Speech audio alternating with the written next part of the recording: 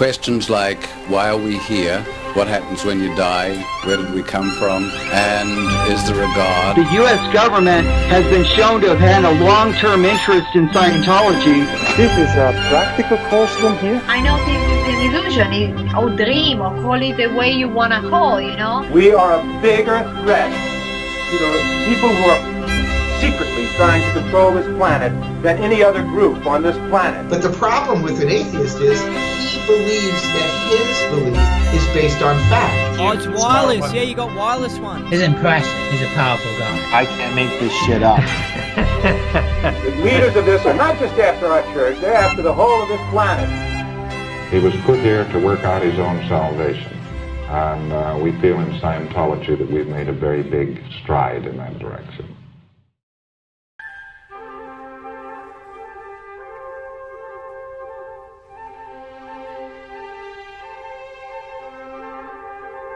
Howdy everybody, and welcome to the Indie Scientology podcast.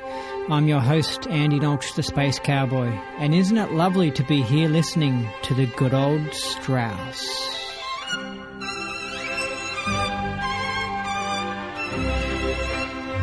This is the podcast that has everything to do with the interesting world of Scientology. Yes, that odd religion you might have heard about.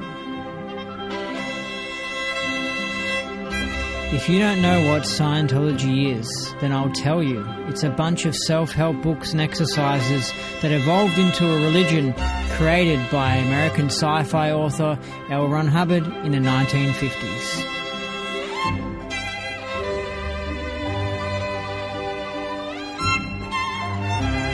Today's guest interview is with Mary Freeman.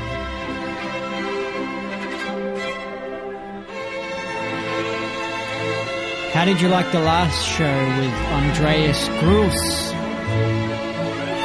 Do you prescribe to his ideas, to his theories?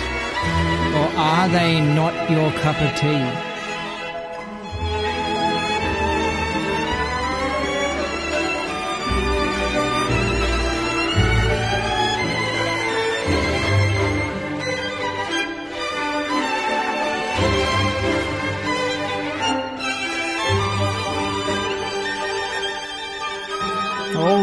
It's now time for us to go down that rabbit hole into the interesting world of Scientology, where up is down and down is up, where left is right and right is left, where what you thought was impossible is possible. Welcome to the show on this Tuesday, the 19th of February 2019. Hello, welcome. Yes, welcome, and thank you for interrupting me. There's something on my mind, and it's about Bill Franks passing away. He died from leukemia on the 20th of December last year, 2018.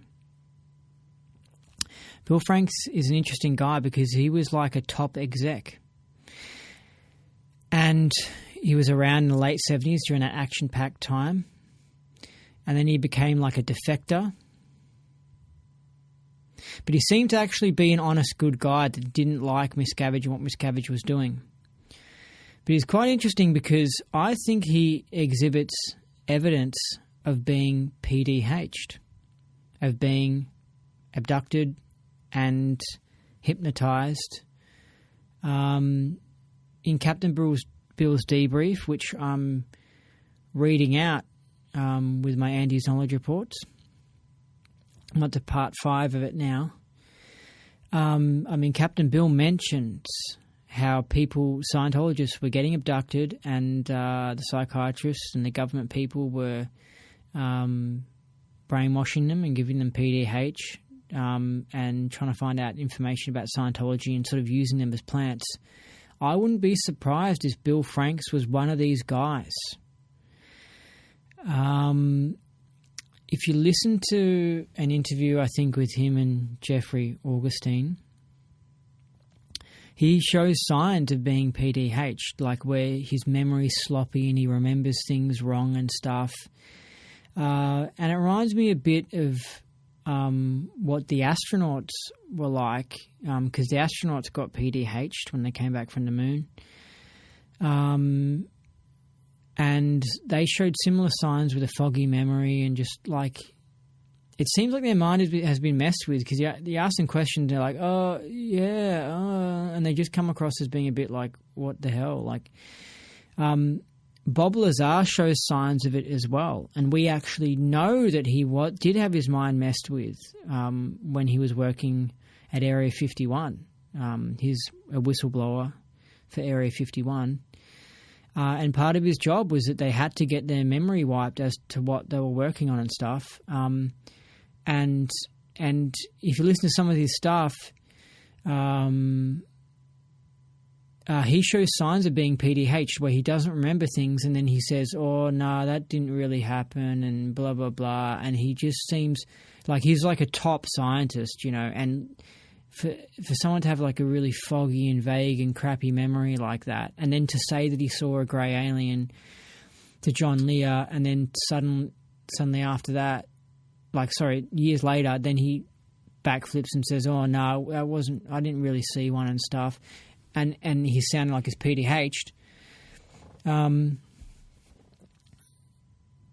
It seems like they got to him, and he's had his place raided by the FBI and stuff like that.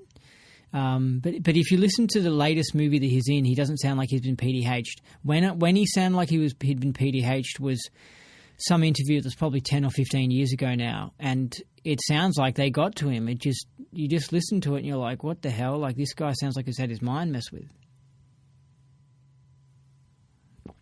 This technology exists, and we can't deny it. So, we've got an independent Scientology success story. It says this: after auditing, I now know what direction I want to go in my career, research and investigation. I feel fairly confident that my life will not get any worse. I feel more present and in touch with my body, and better at listening without anxiety or dread as I used to have before. My intention with others, and in particular my girlfriend, is much better. I have certainty that auditing works. I had been to therapists in the past and rarely left feeling good. Usually I left sad, angry, frustrated, or disappointed, whereas here each session felt awesome.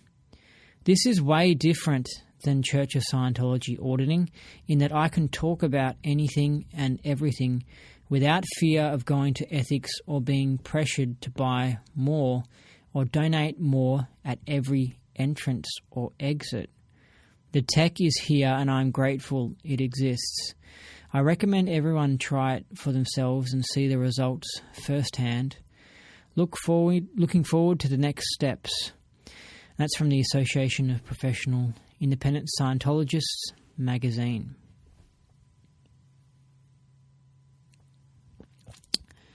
Yeah, I was very happy with my auditing in independent Scientology.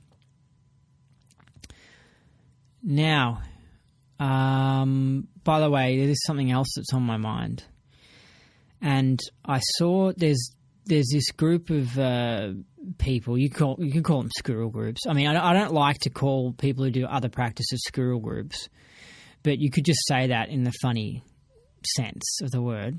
Because I think we should reserve squirrel groups more to actually groups that are actually doing Scientology differently as opposed to just other practices.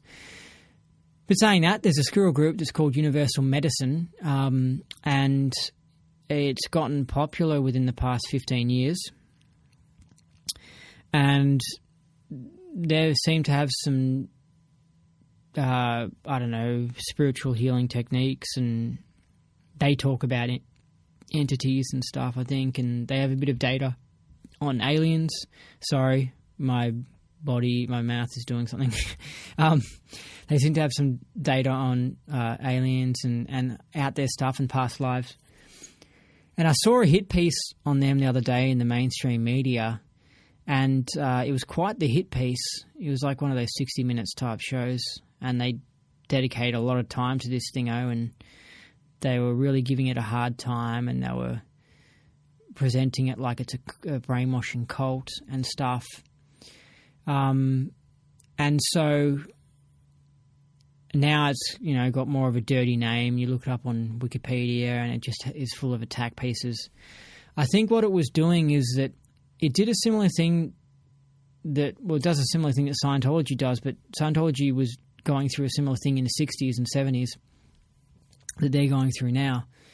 That the pharmaceutical industries and the mainstream medical industry, they have to protect their industry. So when these groups come along with alternative ways of healing people, they attack them and they find someone who had a bad experience with the group, which you're always going to have. Like you can go to McDonald's and you always find someone who will leave with a burger that they're unhappy with or something. And they parade around that person, around the mainstream media, going, "Oh, Scientology hurt my feelings," or "Universal medicine hurt my feelings," and they have a little cry, and then they mention data that's inappropriate for people who are new to the subject, which I know, which is kind of what I do here. That's why I've mentioned this before. I don't know if I'm supposed to say the truth, because, the truth might put people off. That's where it's a real awkward situation. I understand the truth makes me seem crazy. And years ago, when I just knew nothing, and if I heard myself speaking, I would think that person was just doing a prank or was crazy. And that's just something that we have to put up with. And I think it's something that I have to accept with my stuff, is that it's not for people who are new to esoteric information. It's not Div 6 type stuff, really. This is all Div, I think you call it Div 2 or Div 4. But anyway, I told you, I just said I'm just going down the line of the truth, because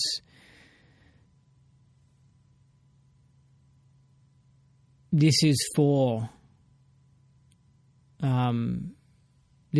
Scientologists. This isn't for people who are new to the subject. And I know that people who are new to the subject are listening to this, and some of them are getting interested in it and trying Scientology. And I assume that some, from some of the attacking comments, are thinking worse of Scientology.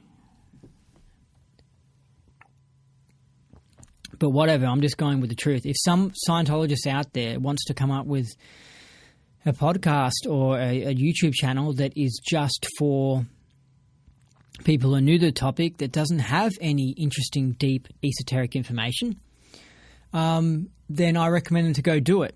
Personally, I'm not going to do it because I just think that I just find it too boring, and I just want to do what I enjoy, and I like trying to find out the truth. And if my research ends up getting to the point where I find out that people are possessed by demons, and I find out that there are alien bases on the moon, I'm going to say it.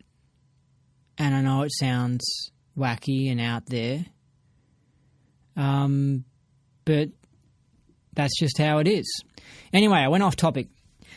But the media did their attack piece on this guy and took information out of context, like high-level data, obviously, of their group, and then mentioned it, and it made the group sound like it was crazy. I didn't think it was too crazy. I just thought that's what this guy's research into what the truth is about certain things. That's what he's realised. Also, I realised I was getting data secondhand from the mainstream media, so of course I don't trust anything that they say because they take it out of context and they can just make things up. But I think what I realised from it, and I think what other people need to realise, is that what happened to Scientology, and it's been happening from the early 50s onwards, but it really was happening quite a bit in the late 60s and stuff. It's happened to many other groups. It's not just Scientology. It's just anyone who threatens their business. And I'm certain that part of the reason why Scientology got taken over secretly by the government or the military was because they did want to stop people from getting to the OT data, because they want to keep that remote viewing stuff to themselves, right? that's part of it. So, I mean, I think the reason why Scientology was such a grand had blew up to be such a explosion of what the Fness and so much controversy is because it pissed off different groups in different areas. You know what I mean? This area here didn't want people having the OT abilities. This area here didn't want people being healed by not using their mainstream medicine drugs. And this group here didn't want to, like the government, didn't want a political group rising up that disagrees with communism or something like that. So anyway, I just wanted to say that, and the mainstream media's power is a lot less than what it used to be. Don't care too much about it. I would be a little bit concerned about. I would try and find, if it's possible, negative information on the internet, because that's more where people get their information from these days. But if you're just going to fire up the enemies of you by trying to suppress their freedom of speech, even though they're doing a disgusting perversion of freedom of speech, they're just losers who are stuck in a loss. And they could be involved with a tennis club and they would come back with some sort of drama or something. They're just low-toned. Like for example, with the church, people would go, oh my God, the church split up my family. And it's just like, mainstream media, why don't you do a news report on modern society splitting up families? Do you know what I mean? Like, the divorce rate in Scientology is probably less than what it is amongst the WOGs. Why don't they just pick out a WOG family and go, look what our corrupted modern society has done to the Smiths. They had a divorce and they're all upset. The Smiths, my God, poor Smiths, look what mainstream society did. And the people can be interviewed and they can sit down and go, oh my God, well, mainstream society got me addicted to alcohol and that's put a strain on our relationship. And then that person goes, well, mainstream society, I would have tried to solve our problems and we wouldn't have had a divorce, but because it's popular to have a divorce and it's been normalized in mainstream society, I went and had a divorce and it caused problems with our kids. And you know what I mean? They try and say Scientology or this other group, Universal Medicine, are splitting up families. Well, what about all the families that don't have any of these groups involved that are just splitting up like there's no tomorrow? You see how their arguments are just bullshit? If Scientology had a much higher divorce rate than the average, then I would accept it, but they don't. I would say, Scientology must do something to cause people to have divorces, but it does it less than the mainstream society. Anyway, that their hit pieces are just trying to stop people from looking into spiritual areas. But anyway, that's just how it is. And so if anyone's listening to this and they're new to Scientology, don't worry about the dramas and the controversies and stuff. They've just been created by the bad guys. They're trying to protect their profits. It takes a lot of effort to protect $1 billion empire. It used to happen hundreds of years ago where the Catholic Church would shoot scientists, would kill scientists that were exposing the truth about the Earth being the center of the universe and stuff like that, because the church wanted to be the boss and they wanted to be right all the time, and they were protecting their empire. So nowadays, you got the mainstream media attacking groups like this and also trying to kill people, because they tried to kill Hubbard and stuff. And if Universal Medicine gets any bigger, they'll start killing his family. I mean, that's seriously that's what they resort to. They don't want it to happen straight up. They try and dirty it. They try and make divorces and messy stuff happen. If they can't get that happening, then they'll just resort to killing someone. And they'll say, we're protecting our work.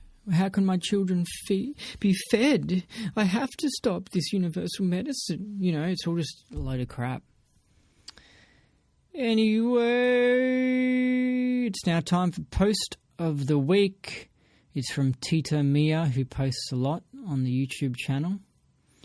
This is actually from October 2018. And it says, no, hold on, it's on Facebook, so it's not on the YouTube channel. Oh, no, maybe it's a Facebook comment on the video from YouTube. Anyway, it says, I don't know what video it was, by the way. Anyway, it says, great subject. Some trolls' brains must be boiling. That's also a good observation about not being able to turn on somatics to the necessary level for as is meant and blow. With Book 1, we are supposed to run effort primarily to get rid of the charge, but it is difficult to reach that charge for most people. So that limits the benefits of auditing, as the main thing that keeps aberration on is not run out. In NED, the focus is on running the postulates associated with the incident. So we are running thought, not effort, and incidents blow per the E-meter. But a lot of details are never known about the incident, and somatics are not addressed per se. When I did the NED drug rundown, I got a lot of relief and felt better and better, but had a lot of curiosity about experiencing the somatics. Later on in dreams and meditation, I was able to reach some of those somatics and got very good key outs. I believe some of the tech must be missing regarding how to really reach, charge and blow it. It makes sense that that would be a target for the people that run the church to hide or alter. If you can, ask your next auditor guest about this issue. The more I study books and lectures, the more I realise the information has a lot of holes in it. I don't think this was Hubbard's intention or mistake. They had a lot of time to change and confuse things, and they must be still working on it. Okay, all right. Well, it's not like I agree with everything Tita Mia has said. But yeah, this Ned thing, I mean, I asked Andreas Gruss about it, and he wasn't too much of a fan of Ned, and I'm not much of a fan of Ned either, but it could just be my case. Everyone's different. I'll just leave it up to the CS. Okay, it's time now for a Scientology joke.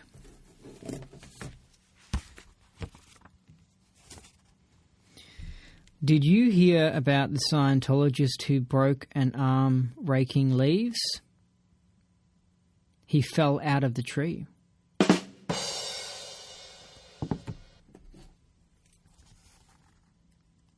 Wow.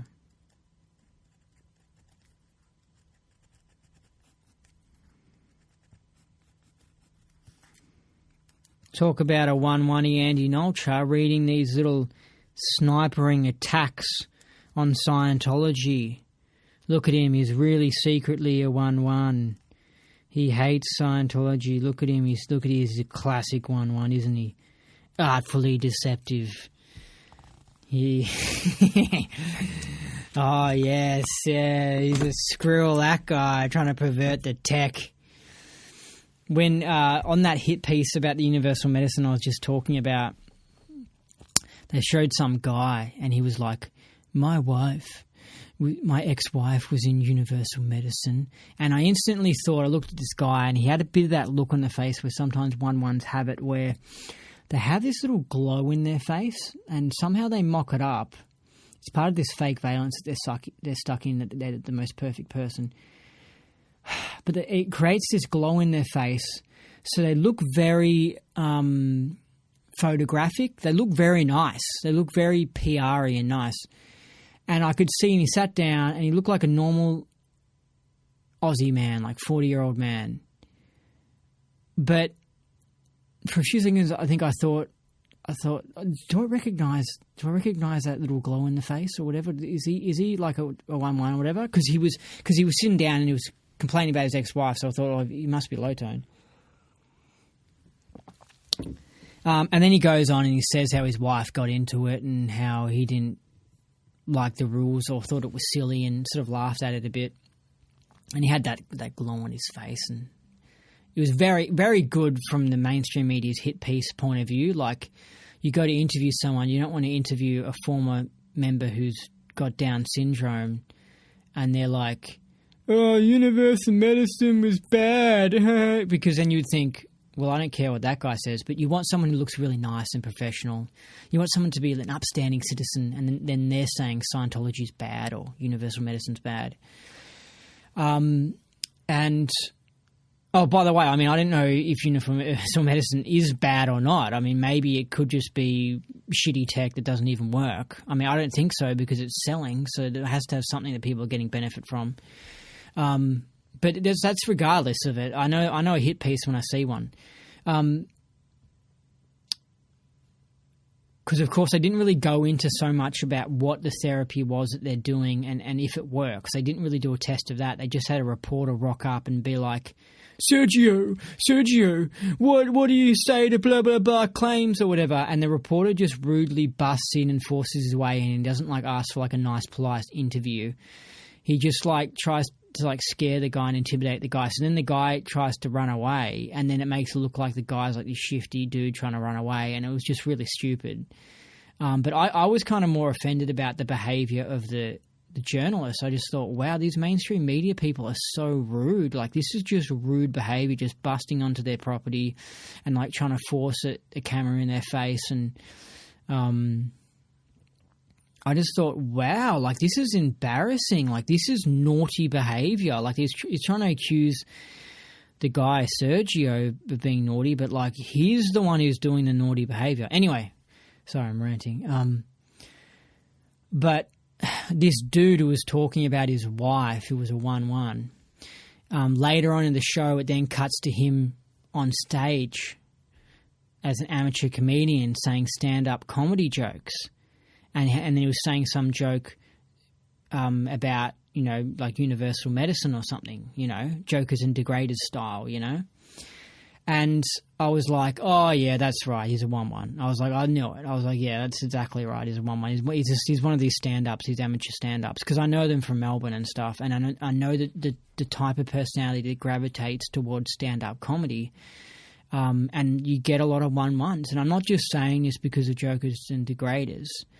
I mean, there are really good comedians out there that aren't these degraded comedians, but that industry attracts these 1-1s, these jokers and degraders type people. And so, you know, seeing the glow in that guy's face and then having it confirmed that he is a 1-1, because then you go see him on stage and he says the jokes and you're just like, oh, he is just a classic 1-1. Yeah, he fits in with those disgusting people who I met here when I was involved with stand-up comedy. Makes me think that I'm a 1-1, but I left it because I didn't like the tone level of it, you know. But this is just the truth about things. There are certain areas in life that are just chock full of 1-1s, and stand-up comedy. I'm not even going to say comedy. I'm just going to say stand-up comedy in particular, because they just get to go on there on stage and spurt out their crap, and they get to say their opinions about things, and they're usually socialists in their political leanings and stuff. They're really sick people, this 1-1 tone. Like, they're just gone in the head. Anyway, you get the stand-up comedians, you get the lawyers, you get the psychologists and psychiatrists. They are just and politicians, but the politicians are usually former lawyers. So, I mean, those industries are just chock full of 1-1s. So if you say in society in general, I reckon probably 15% or something a 1-1. In those industries, you get like 45% 1-1s in those industries. And if I think back to times that I was, yeah, I would say 45%. It could be more, probably not, but 45% is massive. It's way more than the average. And it's just like, whoa. Anyway, it's now time for today's guest interview. It's with Mary Freeman. It goes for a while. It's good. Mary's cool. We dived a bit into the OT levels and stuff, or sort of...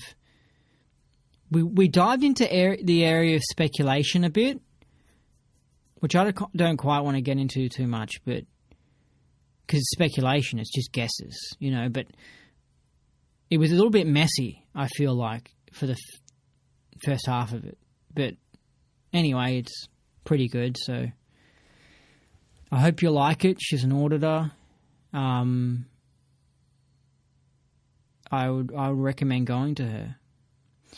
So let's dig into this, chuck on a pot of tea, and let's hear some talk about the world's most interesting and controversial religion, Scientology. After all, we haven't been invited, and curiosity often leads to trouble. Goodbye, Dinah. Good night. Today's guest interview is with Mary Freeman, the auditor with her own practice in Idaho called Life Integrity Center. She's been a Scientologist and an independent Scientologist for a long, long time and was around during the takeover, which I'll ask her about during the interview. She's OT 13 and she CS's up to that level too. Mary Freeman, are you there? I'm here. Hello, Andy. Great. It's good to speak with you over in that cold part of the world. Has it been really cold this winter or what? We're having nonstop snow. The snow is just on and on. We must have about 2 or 3 feet of snow by now. I mean, it's huge, but it's not that terribly cold. I mean, we're not in the minus zone or anything. It's okay to go out, and they plow the roads, and we have to keep the driveway cleaned up. Yeah, it's just been beautiful. Lots of skiing nearby. We have a mountain up about an hour up the road, Schweitzer Mountain. People come here from all over to go skiing. It's just a beautiful area. Just out of curiosity, so you're getting more snow than usual. Let's say 6 months ago, were you getting more rain than usual? No. Okay. No, just winter time is long here. It's pretty long, and we get snow every year. But this year is we're being dumped on. This is off topic, but I was watching something by Al Gore yesterday, and I'm just wondering, do you notice that that it's getting hotter and that the mountains aren't storing as much ice? Because I watched Inconvenient Truth from 2006, and then I watched an Inconvenient Truth sequel from 2017, and it showed the 2017 one. I think it showed mountains and how the ice on the mountains have been reduced and stuff. And I thought, okay, well, yeah, like maybe you have a period that's warmer than usual for a few years and you snap some photos, and then you can show photos that make it look like the snow's going off the mountains. But since you're living near the Rockies and stuff, or in the Rockies, I mean, do the Rockies have way less ice on them than usual? Or? No, not at all. And there's more ice up around the North Pole than there was before, and the South Pole as well. And Al Gore is not a scientist, and I don't believe anything he says. Well, so that's the end of that. Yeah, and he's trained in law and also politics. And what they learn is how to deliver an argument convincingly to a judge. So you learn how to say, let's say you've never played the piano before, you learn how to say to the judge and talk like a pianist and do everything to convince that judge that you're like an expert on pianos and stuff. So basically you've been taught how to lie professionally. So obviously you just can't trust anything that comes out of their mouth because they're perfect actors. Yeah, I mean, he's just out for his own purposes. He makes a lot of money off of this, of course.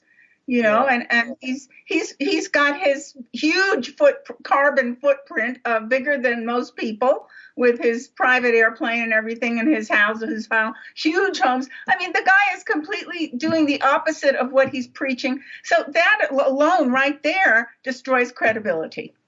Yeah, it'll be interesting to find out how much money he made off his carbon things and all his other stuff. But I mean, you have to understand that these sort of people, and I'm not picking on all lawyers, but they've decided, some of them they decide to go in a certain area. Let's say you're going to work defending the mafia or whatever. you've decided to leave ethics behind and just completely ignore ethics and say, no, I'm looking after First Dynamic. I'm going to get the big paycheck by defending that mafia person in court, or I'm going to go up there and promote global warming because it's going to get me my business advanced and stuff. And so they just completely ignore their other dynamics, you know? Well, yeah, he wants the benefits of the other dynamics without being honorable to the other dynamics. So he's got a one-way flow, like what you're saying. Yes, that's true. Yeah, so that's how they just complete. What's that, sorry? Oh, no, it's cut out. All right. Okay, so that it just cut out, but that's what tends to happen on this because I get monitored by maybe OSA and they interfere, I find. So this sort of stuff just happens. Oh, okay. Yeah. Now you're sunk all the way down on the. Oh, okay, hold on a second. Oh, okay, that's better. Now you're too high. That's got to be good, yeah? That's all right. Yeah, that's okay. That's okay. I hope we didn't blow off a whole bunch of people by talking about this very controversial subject of climate change. Yeah, I don't know. I don't know. I think that's not, I'm telling you that my internet just cut off and it wouldn't go back for like 2 minutes. You know, and that rarely happens.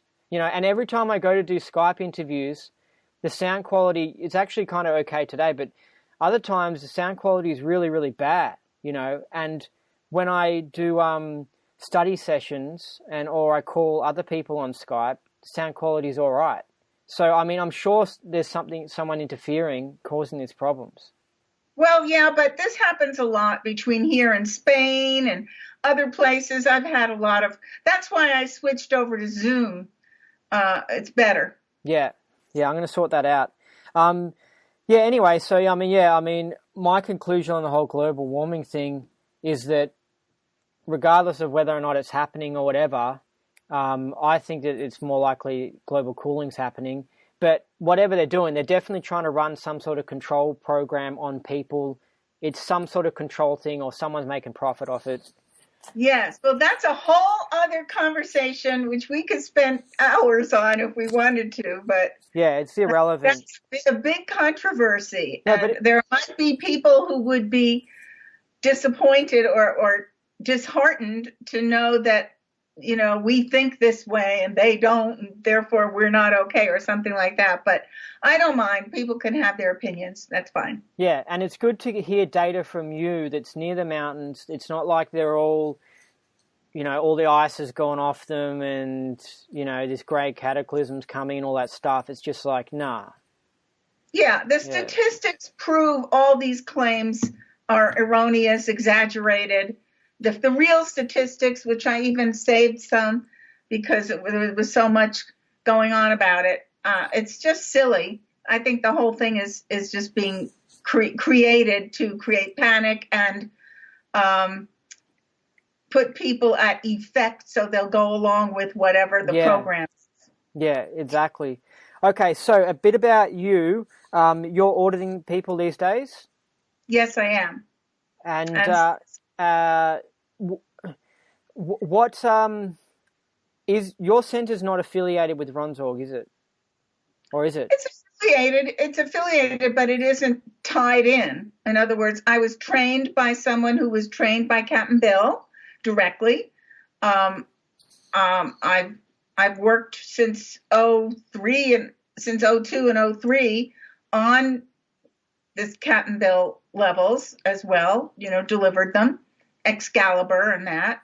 But I also deliver knots, you know, I deliver upper levels up to knots. So I find that people need knots, especially if they've been in the church. Oh, yeah. So they need it when they finish with OT3, you know, they need that to clean up stuff. So it's very important. So I'm affiliated. I'm in good communication with them. You know, we've exchanged information. We've exchanged services but I'm not. And I trained one of the people in Europe who delivers the whole CBR bridge. I trained her on my ethics program. So, we kind of have an interactive connection. All right. Well, what I'm trying to understand is that are you basically like a franchise of Ronsorg, or are you just someone who has done the Ronsorg tech, knows it, and is delivering it? Like, do you have official permission from their group to actually do it, or? I don't need permission from their group to deliver Ronsorg tech. There is no hierarchy. Captain Bill did not believe in hierarchies. He did not set up. But I thought it was that if someone, let's say, wanted to start their own practice, and they wanted to use Ronsorg tech, then you go to them and you get approved by like Max Howry or something, and then you issue it out. Well, Max and Erica and I are friends, and I respect them, but they were not trained by Captain Bill. Marianne Hagan was. I was trained by Marianne Hagan, who was trained by Captain Bill directly. No, Max and Erica were not. So they don't have any legal authority to say who can deliver it and who cannot. They have in their sphere of influence that people listen to them and adhere to their rules or whatever. I mean, they're entitled to make their rules, but it doesn't apply automatically to everybody on the whole planet. Yeah, I'm just trying to understand how the admin side of Ronsorg and how it works or whatever. Because I didn't see the Ronsorg symbol on your website, and your center's not called like Ronsorg Idaho. So I thought that you're not officially a part of Ronsorg, but you can get Ronsorg tech if you go to you. Yes, absolutely. That is correct. Okay. All right, cool. I get it. But how come you don't want to call it Ronsorg Idaho? Is it because you're doing other things, or?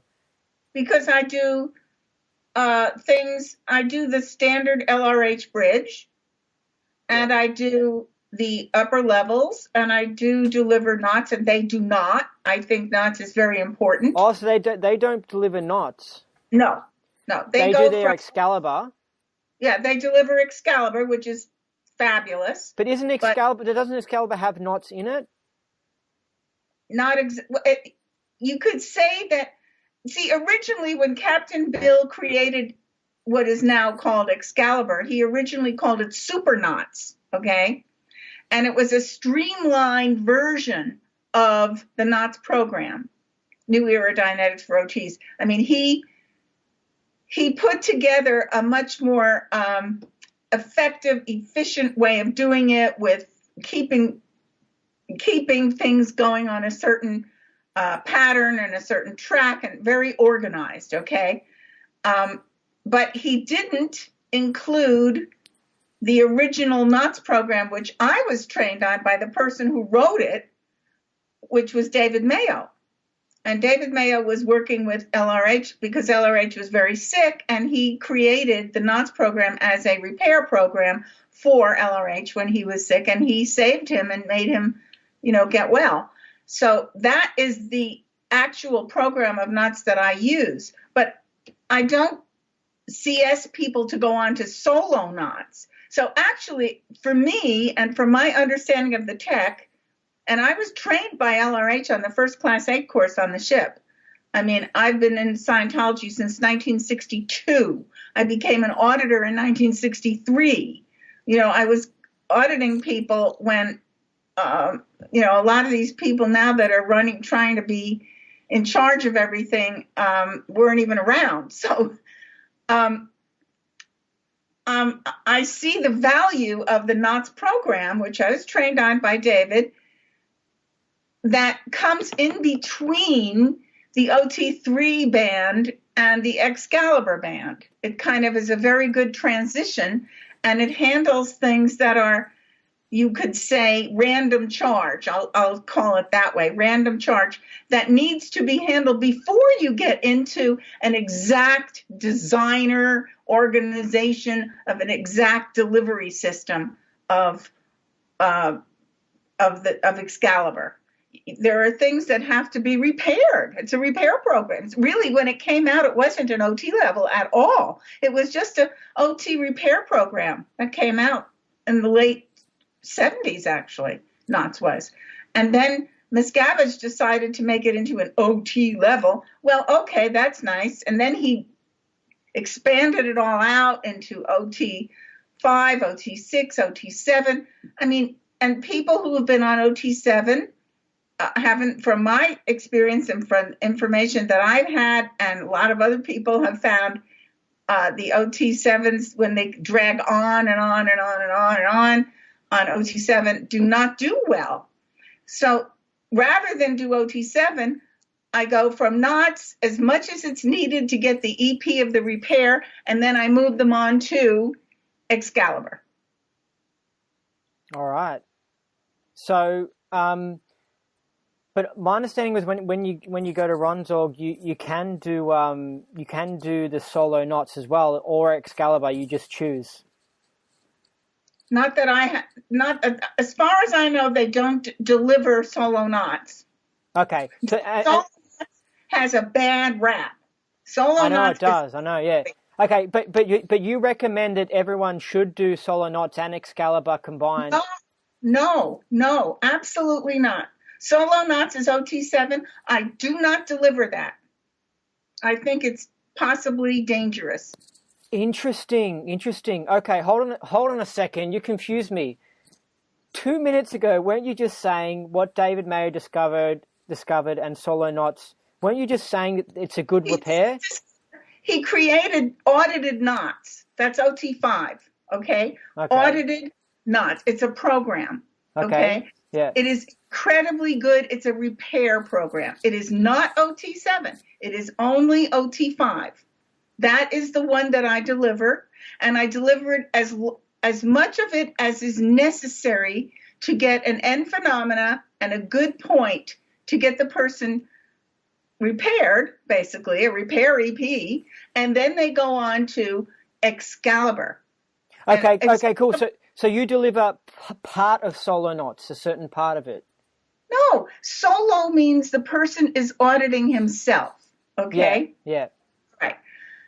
Solo Knots is the person is auditing himself on what the church is using to CS people with the Knots technology and the added questions and actions that they have added in that neither David Mayo nor L. Ron Hubbard put together.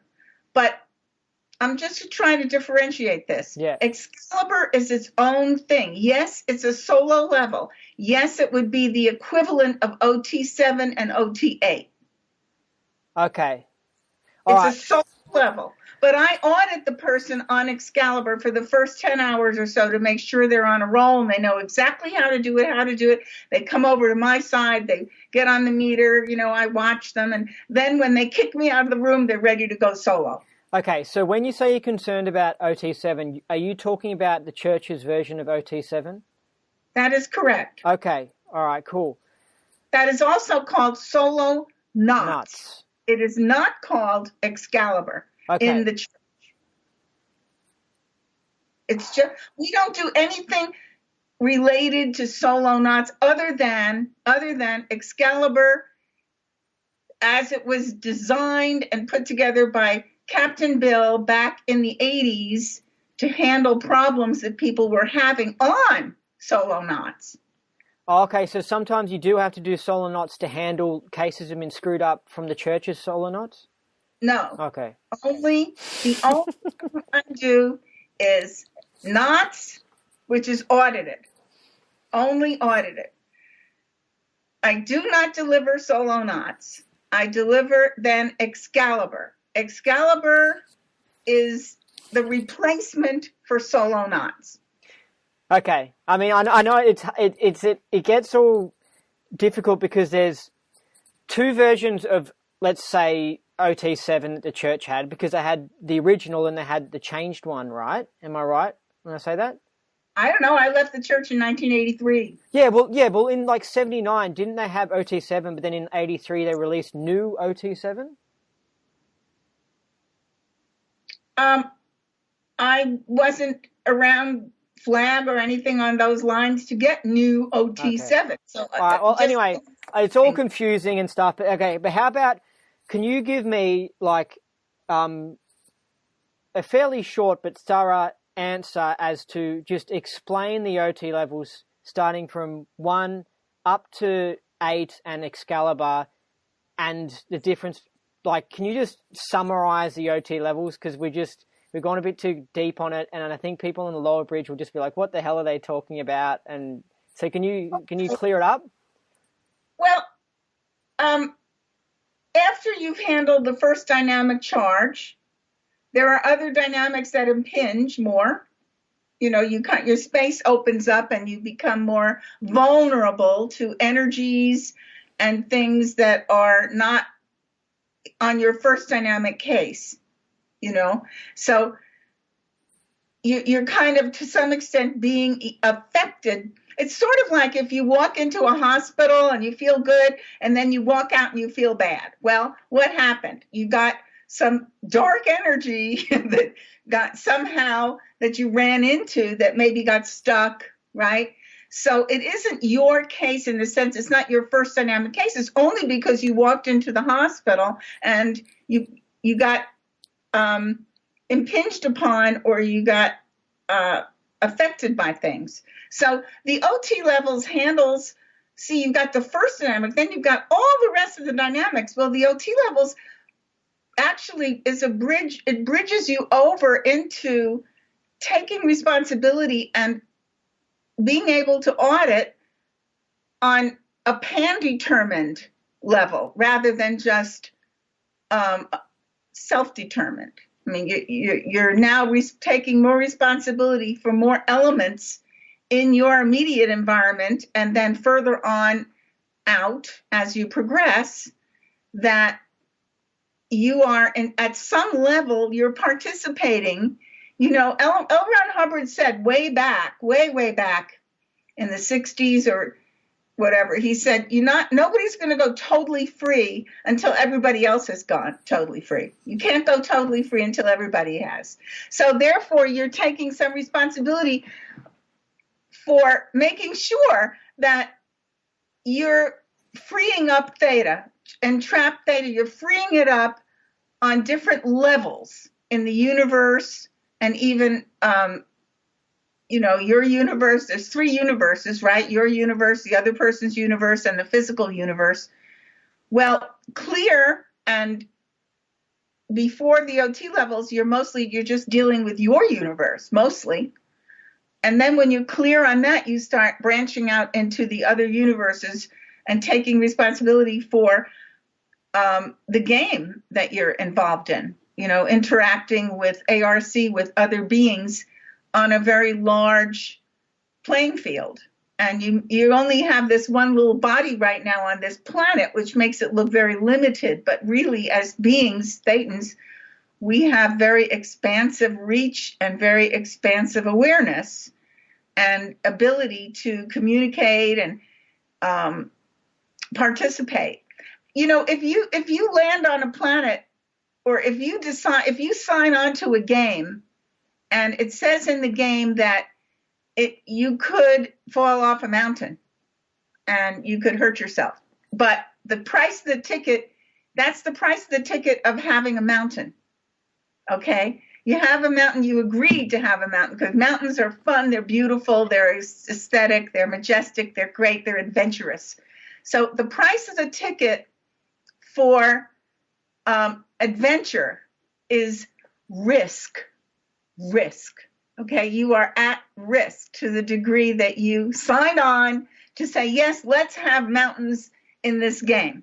Okay, so to that extent, you are responsible. I'm not trying to make anybody guilty here or overwhelm anybody, but to the degree that you signed on to that game, you are co-creating and agreeing that somebody could climb a mountain and fall off because you're participating in the postulate to have the mountain there in the game, you see?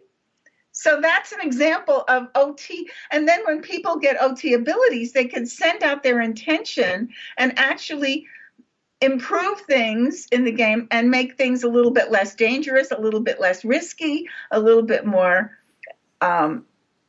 just a little bit more fun. But there's always the price of the ticket when you play a game.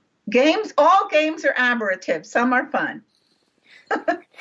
Can I ask you a really interesting question? Do you believe, and I'm really interested in you answering this, can you change history with your postulates? I don't know that you can change history with your postulates per se, because there's a whole bunch of other postulates that created history along with your own, okay? So you can't necessarily overstep somebody else's postulate and all of a sudden your postulate is more powerful than their postulate. So now all of a sudden something that happened for everybody didn't happen for everybody. I mean, that's not very, I think that's rude. No, but what about in your universe? If yes, you actually... in my own universe, you can redo history in the sense that the effects of it no longer have to be what they were. They can change, and you can learn from it. And it's all based on the tone scale. If you look at something above 2 on the tone scale, you will probably see a lot more benefit and positive than if you look at something from below 2 on the tone scale. No, but let's say you use, postulates, you use a law of attraction, right? And you say you wanted to make President Roosevelt interested in eating ice cream, right?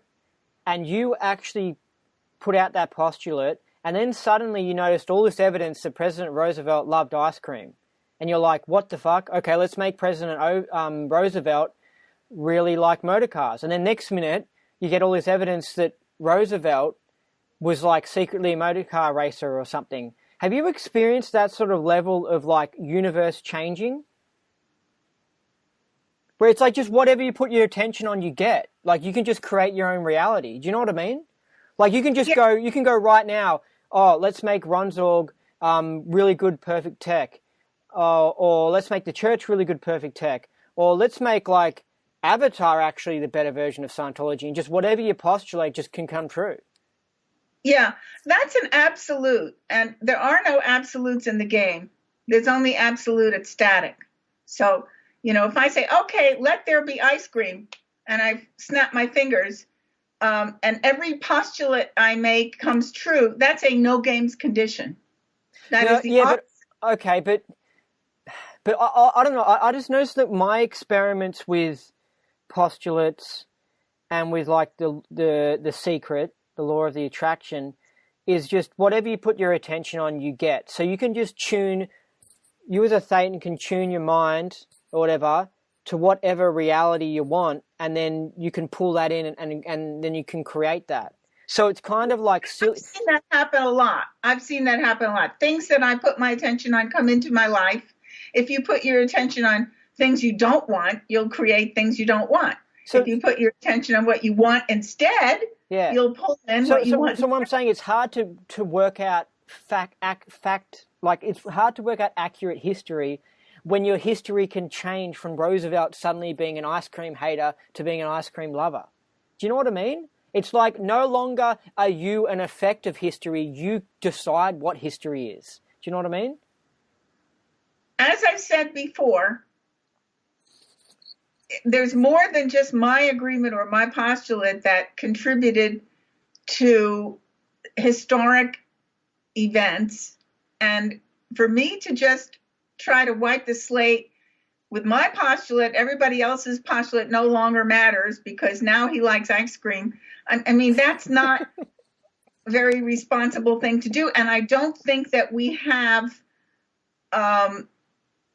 permission from ourselves or from other Thetans, who are very powerful as well, including Roosevelt, to just wipe out their determinism that way. I mean, if you put your attention on Roosevelt eating ice cream, you may find an article somebody wrote about his favorite ice cream that you might attract that because you put your attention, you put your focus on it. So somebody already wrote that article, and it's going to maybe show up on your email or your website or something, that you'll see, oh my God, I was just talking about Roosevelt and how I think he should really be, he should have eaten more ice cream. And look at this article. It shows that he really did like it. So things like that on a gradient can happen that will pull in the subject matter and the information that you're tuning into. That, I think, for sure can happen and has happened.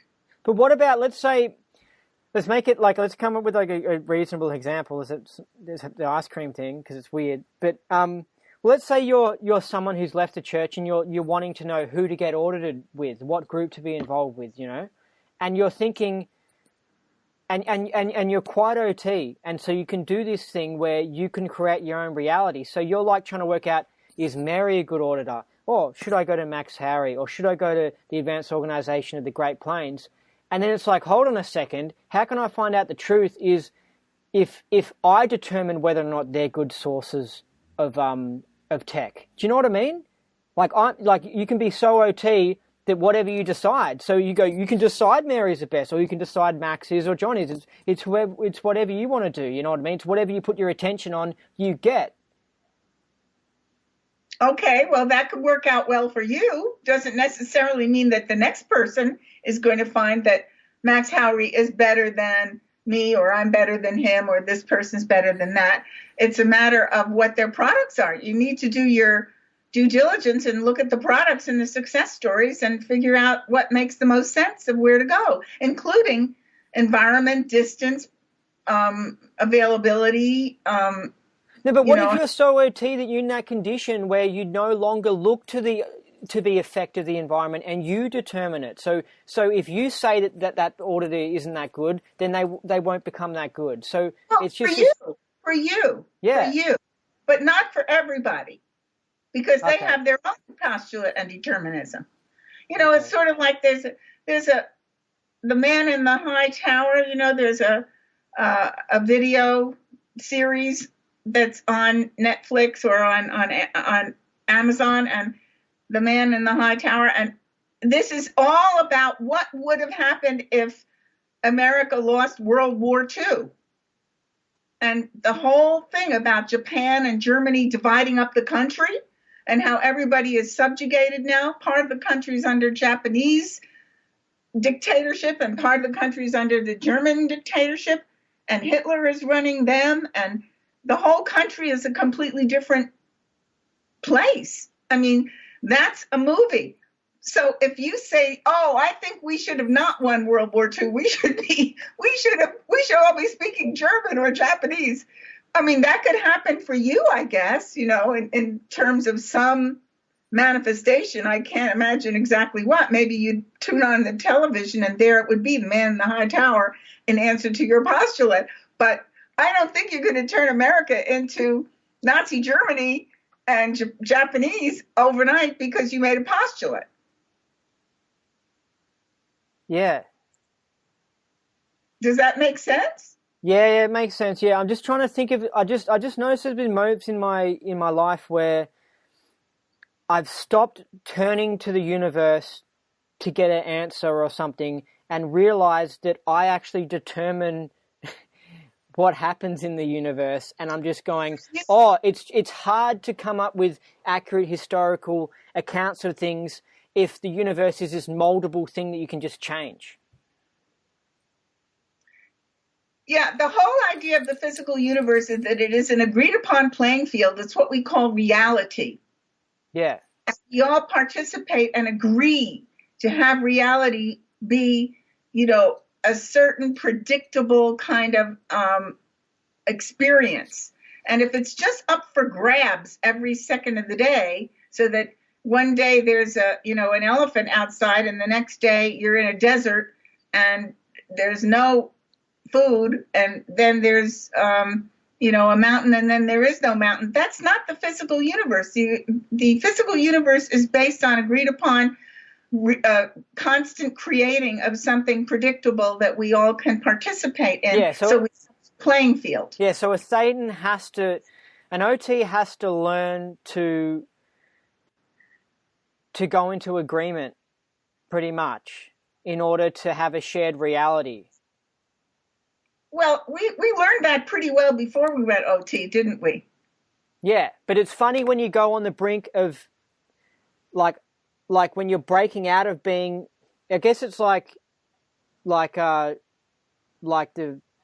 what is it called, the 0 to infinity or whatever, that idea that you're nothing, right? Because like, it's kind of like when you're just a wog or whatever and you're before Scientology, you're just nothing, and the universe is everything. The universe tells you everything, your total effect. That's right. That's and then 8,008. Yeah, 8008. Then you expand out of that, and suddenly you're on this weird level where you're half being in your own, you determining everything, and then the other half your effect of the environment. And it's just a funny little area to be dancing around in. Yeah, that's right. Well, magic happens when you can bring yourself above the agreements of the physical universe, and you can have things happen in your life the way you want them, and things that come to your door because you postulated it. It doesn't necessarily violate the whole entire fabric of the universe for everybody else, however. It's just what you will attract into you. So, you could say, well, I need a new jacket, but I'd like it to be the one that looks like the one I lost last year. So I'm going to go into a store and see if I can find my new jacket. And you walk into the store, and there it is waiting for you on the first rack. Now, that's an OT postulate that you made. But it doesn't change anything for anybody else, particularly. Okay, now what about, let's say you got someone who you've ran over some incidences of them being attacked by a bully. So they come to you, they're all at effect, they're not very OT and stuff, and they're like, when I was a kid, I was attacked by this bully, right? And then, after as-ising the incident, right, then they suddenly start being open to new ideas, and they're like, hold on a second, that person actually wasn't as bad as what I thought. And then suddenly, in their universe, that person is no longer this devil that they used to be, right? And their history is actually changed.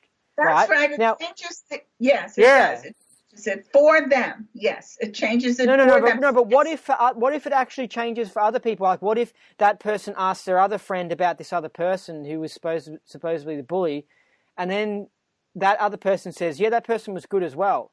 So then you go, whoa, so like this person is really changed.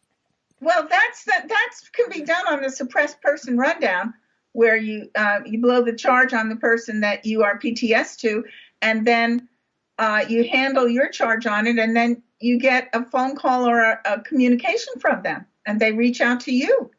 That's part of the EP of the suppressed person. But what if you stop and you actually think of the memories from 15 years ago, and the memories now have all actually sort of changed, where you're like, oh no, that person was actually good all along. Whoa, my bizarro world, suddenly this person who I always thought was this devil when I was a kid is suddenly actually this good person. It was meaning good all along. Sure. And you're like, whoa. Yeah, that's fine. That's a good thing. And that can pull in that person having also charge blow on you and reach out to you. It could change things. Yes, that's very powerful stuff. Have you changed history before? For myself? Yeah, I'm just interested. I have changed events. I mean, history is history, but I have changed my circumstances by postulate, for sure. By trusting, okay, I don't know how this is going to happen. I'd say I have more experience of changing the future than changing the past. I mean, the past, you run out the charge. Okay, not fixated on it anymore. It's not bothering you anymore. It's not there anymore. So why do you have to make it positive or negative? It's just not. It's just is. It's as is. It is what it is. You're not stuck in it anymore. But now you're more free to create future, and the past isn't going to dictate to you what kind of future you can have. You're not using your past losses to affect your present time decisions for the future. So I have had that experience where everything completely went the way I wanted it to, because I had blown so much of the past. I remember I was reading something by L. Ron Hubbard that was about this topic where he was talking about maybe people being OT, and he said, the moment he goes, when you can actually change history, you know, then you're really getting up there as an OT or something. And he was implying, he was talking about this idea of where suddenly Mao Zedong was like a violinist because of your postulate. I actually know there might actually be one that is a violinist, but let's say suddenly he's a race car driver. Mao Zedong is a race car driver, and your postulate has actually changed history. And so China is no longer Red China anymore? Something like that. Yeah, he was implying that I think that you can get to the point where you're so OT that you can actually change history. Well, I think you can change present time, but I don't think you can change for everybody because of your previous agreement. So you're going to get into postulate, counter postulate here. You're going to create a PTP. Here you are wanting a physical universe playing field that you can share with others and have a nice game of tennis together.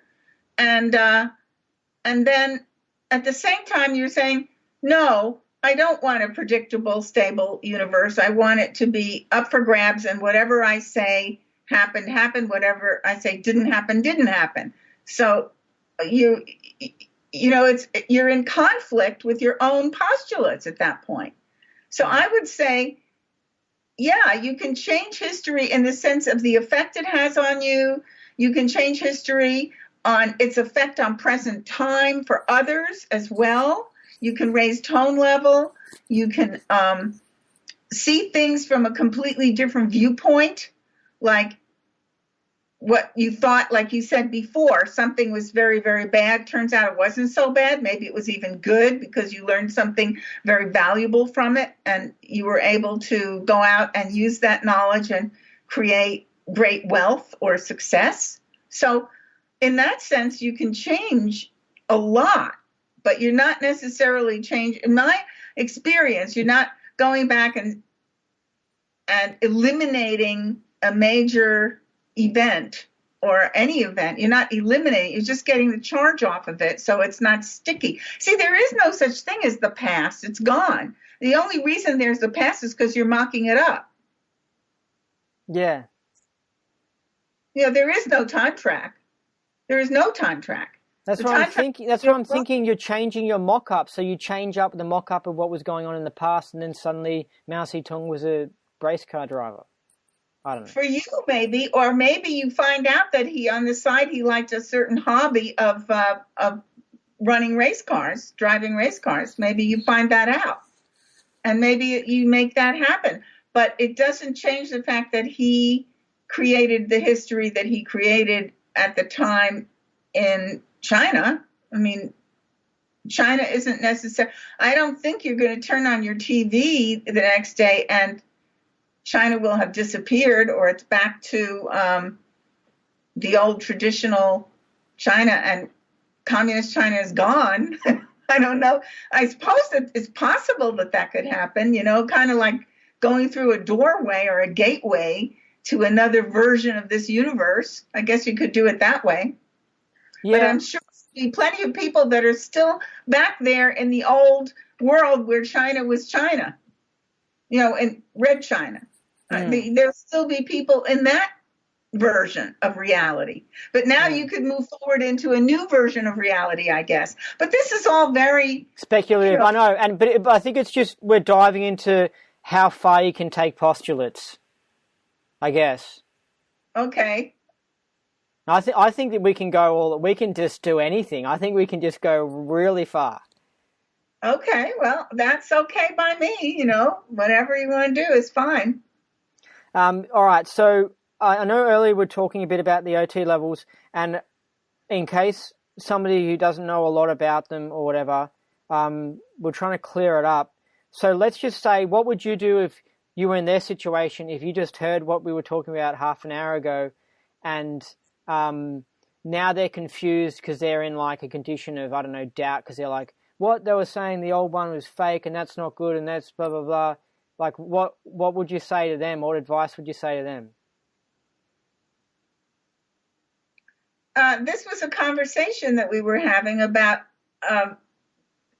kind of how far can you go with OT? But what should they do? What should they do with their? What I'm saying is, what should they do with their OT levels? Because now they're just confused. Maybe they might not even want to do Scientology after what we said, because they were like, oh, maybe the tech's bad or something. Well, I wouldn't worry about it. I would have them get on the grades and do the lower levels, or read the books and get the data that is relevant and understandable.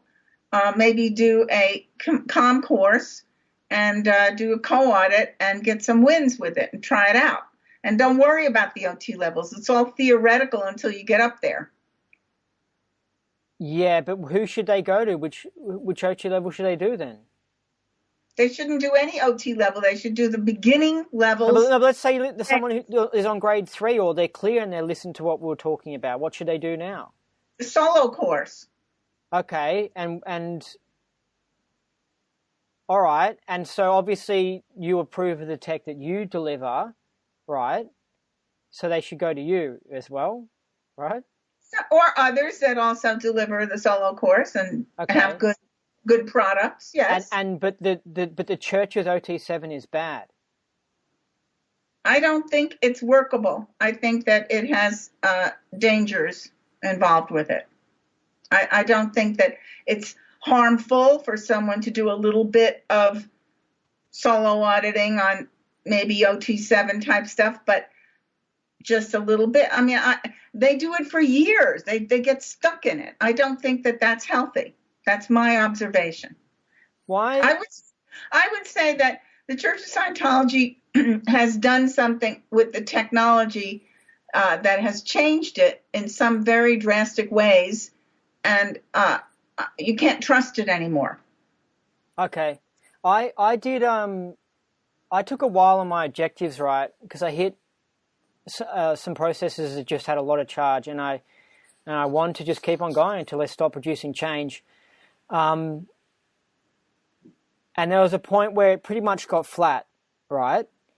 Now, are these people who are just staying on this OT7 forever, are they just not getting flat on it? And why haven't they got to a point where, because this would have happened to me, if I took even longer, I probably would have got to a point where I said, no, I'm actually just going to stop. I mean, this is just taking too long. Why don't they just do that? Why don't they just go, I'm just stopping. This is taking way too long. I don't know why they don't, because they're being CS and they've agreed to be determined by the person that is supervising them. That's all.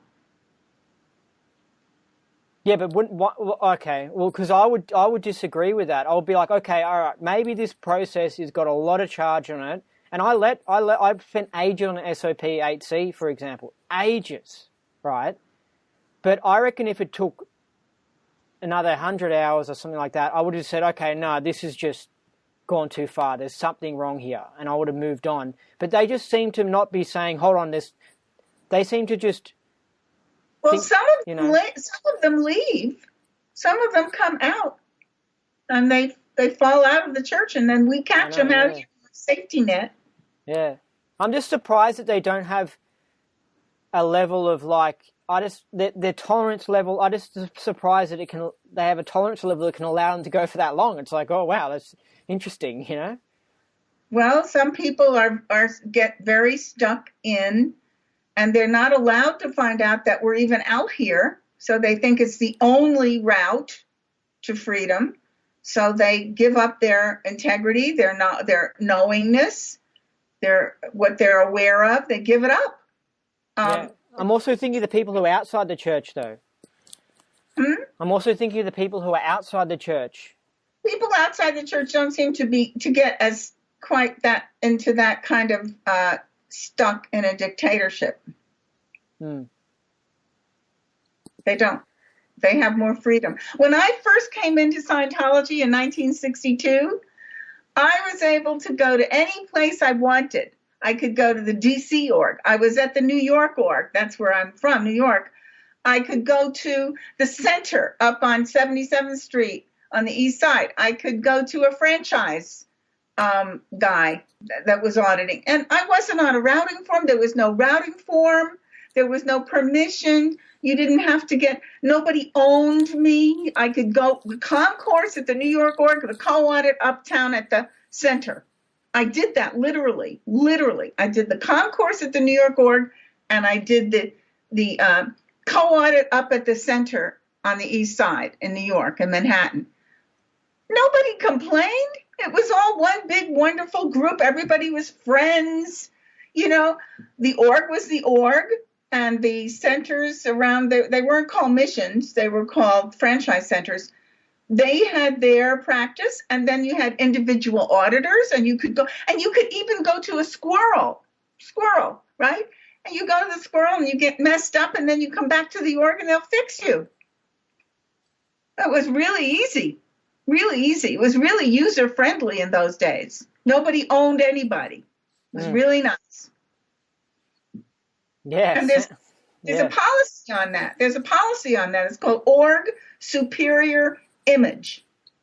Org Superior Image. And LRH said, let the field do whatever they're doing. Let them screw everybody up. If they come in, you fix them up. Send them back out. It was very laissez-faire in those days. Yeah. So that's really I tell you what, outside the church is way more similar to the church I came into than the Church of Scientology is today. I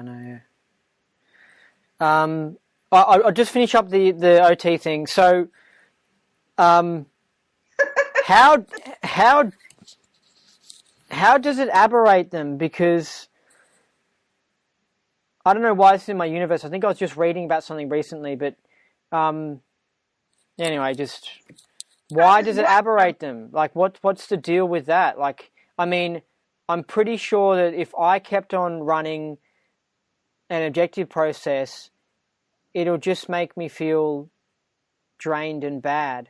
But how does it actually get to the point where the person actually starts becoming nutty? Well, it isn't just nutty. They get sick. And some people have died. A number of people have died.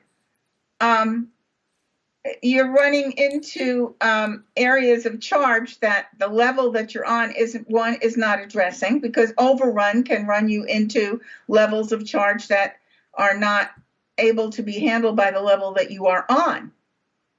That's one thing. So you're pulling in charge that you don't have the tools to deal with. That's one reason if you overrun something. And if you overrun something on and on and on and on and on, then you're piling on more and more and more charge that you don't have the tools to handle. So it's not a good idea to overrun like that, especially on the upper levels, which branches out, and opens up vast areas that you don't need to go into until you're ready. This is going to go really deep, but do the controllers interfere with these sessions? What controllers? Well, the bad guys. They can interfere with anything. I mean, bad guys that are powerful can interfere with anything. And we live on a planet that's being interfered with by bad guys all the time, who have bodies on this planet. Yeah, and are some people who are stuck on this questionable OT7 thing actually being interfered with by bad guys in session? They're not even aware of it. And these bad guys are actually trying to stop not just Scientologists going OT, but people doing other practices going OT. They're trying to stop humans on Earth going OT. Possibly. I mean, it depends on the person and what type of case they have and what type of energy, negative energy they are attracting. Like I was just trying to think, because do you know how, and I'm going to ask you all about this, how the church got taken over by the bad guys, right?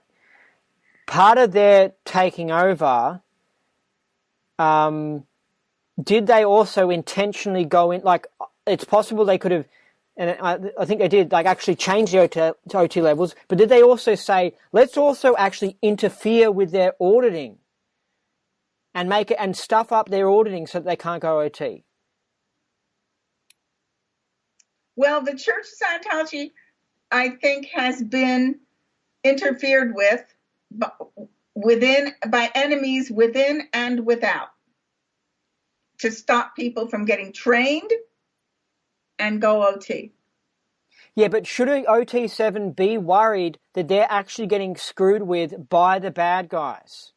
I'm not talking about just some degraded being without a body or something. I'm talking about an actual bad guy that's specifically trying to go in there and stuff up their sessions. I would not predict that that's exactly what's going to happen with everybody on OT7. No, I would say you're saying some people, it might actually happen to when they're going to do this crappy version of OT7, they actually can have the bad guys messing with them and confusing them.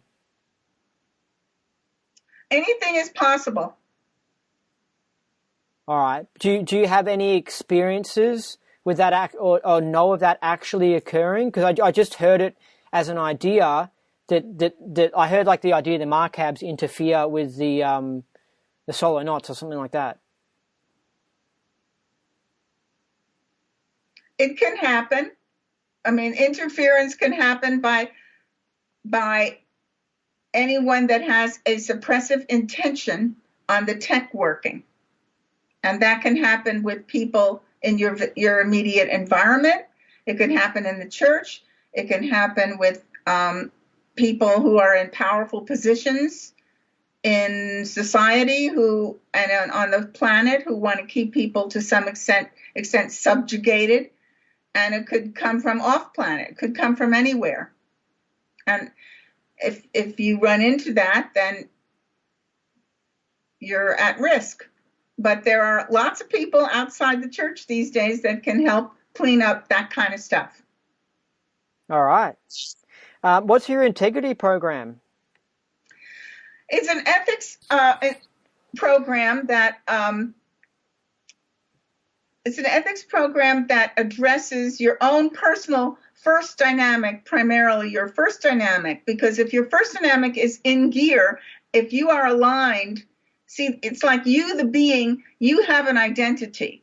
You've had other identities in the past down the track, right? But this one, Andy, is your identity today.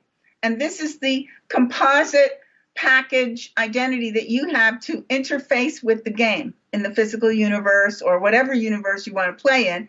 But if you're wearing Andy, this is your calling card, okay? So too many people are not in sync and alignment with their identity. They, as a Thetan, they think they're just great. They think they're very spiritual or not, but they might be critical of their identity. They may not be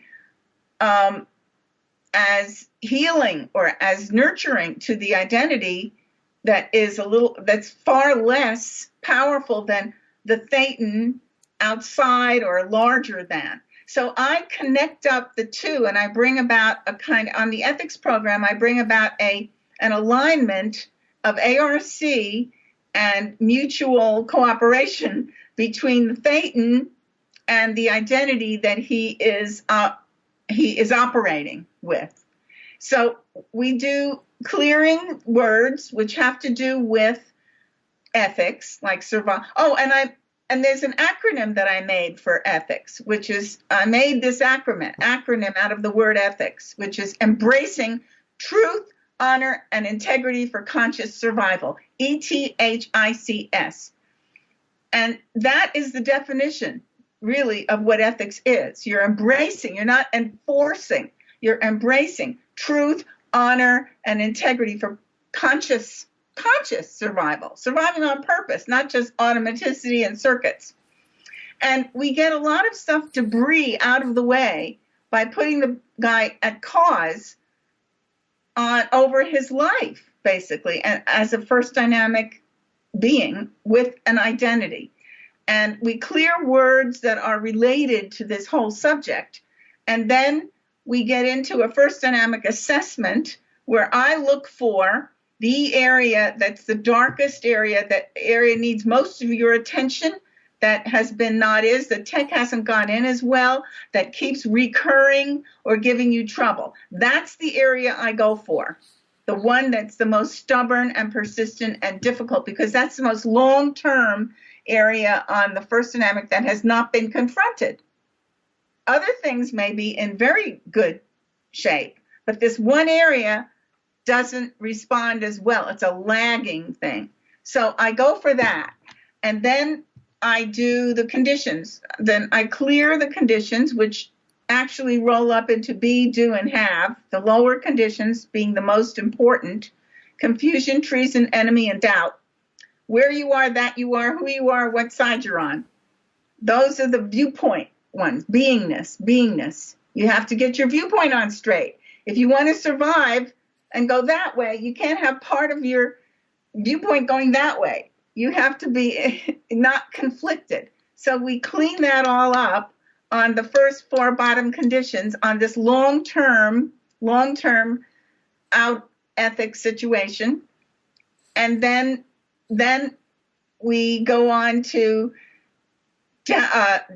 liability, non-existence, danger, emergency, also safe point, which comes in between liability and non-existence. And those conditions are action. You take action. You now are going to apply what you learned and what you handled for your viewpoint into your life, and you have to go and do actions doing this. So there was the be, and now you're into the do, where you apply the things that you understand now about where you're going and who you are and what you really want to do and all that. And then as you move up these conditions, you're going through up to liability, non-existence, danger, and emergency, which are very high action conditions. And you're coming back to me. See, the first part, you're working very intensively with me every day. We work together to get your viewpoint on straight. Then we go to doing this, where you go off and you do your assignments and you come back to me and you debrief. So you're spending less time with me and more time with you in your life. You have to apply what you learn in powerful ways, you know. And then once you come from emergency into normal operation, you're much more at cause. You can relax a little bit. You apply the formula, but you're in havingness. You know, you're kind of reinforcing the things that work. You're letting go of things that don't work. You're not changing anything drastically. And then as you go up into affluence, you're conserving. You know, you're not just spending everything in one shot. You're planning. You're doing things on the proper gradient that you need to do, keeping your successful actions in, and then you move on into power.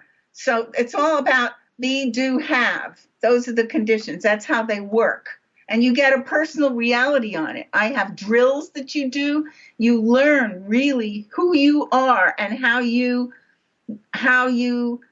operate. And you get actual experience as a Thetan running a physical form in a universe of force.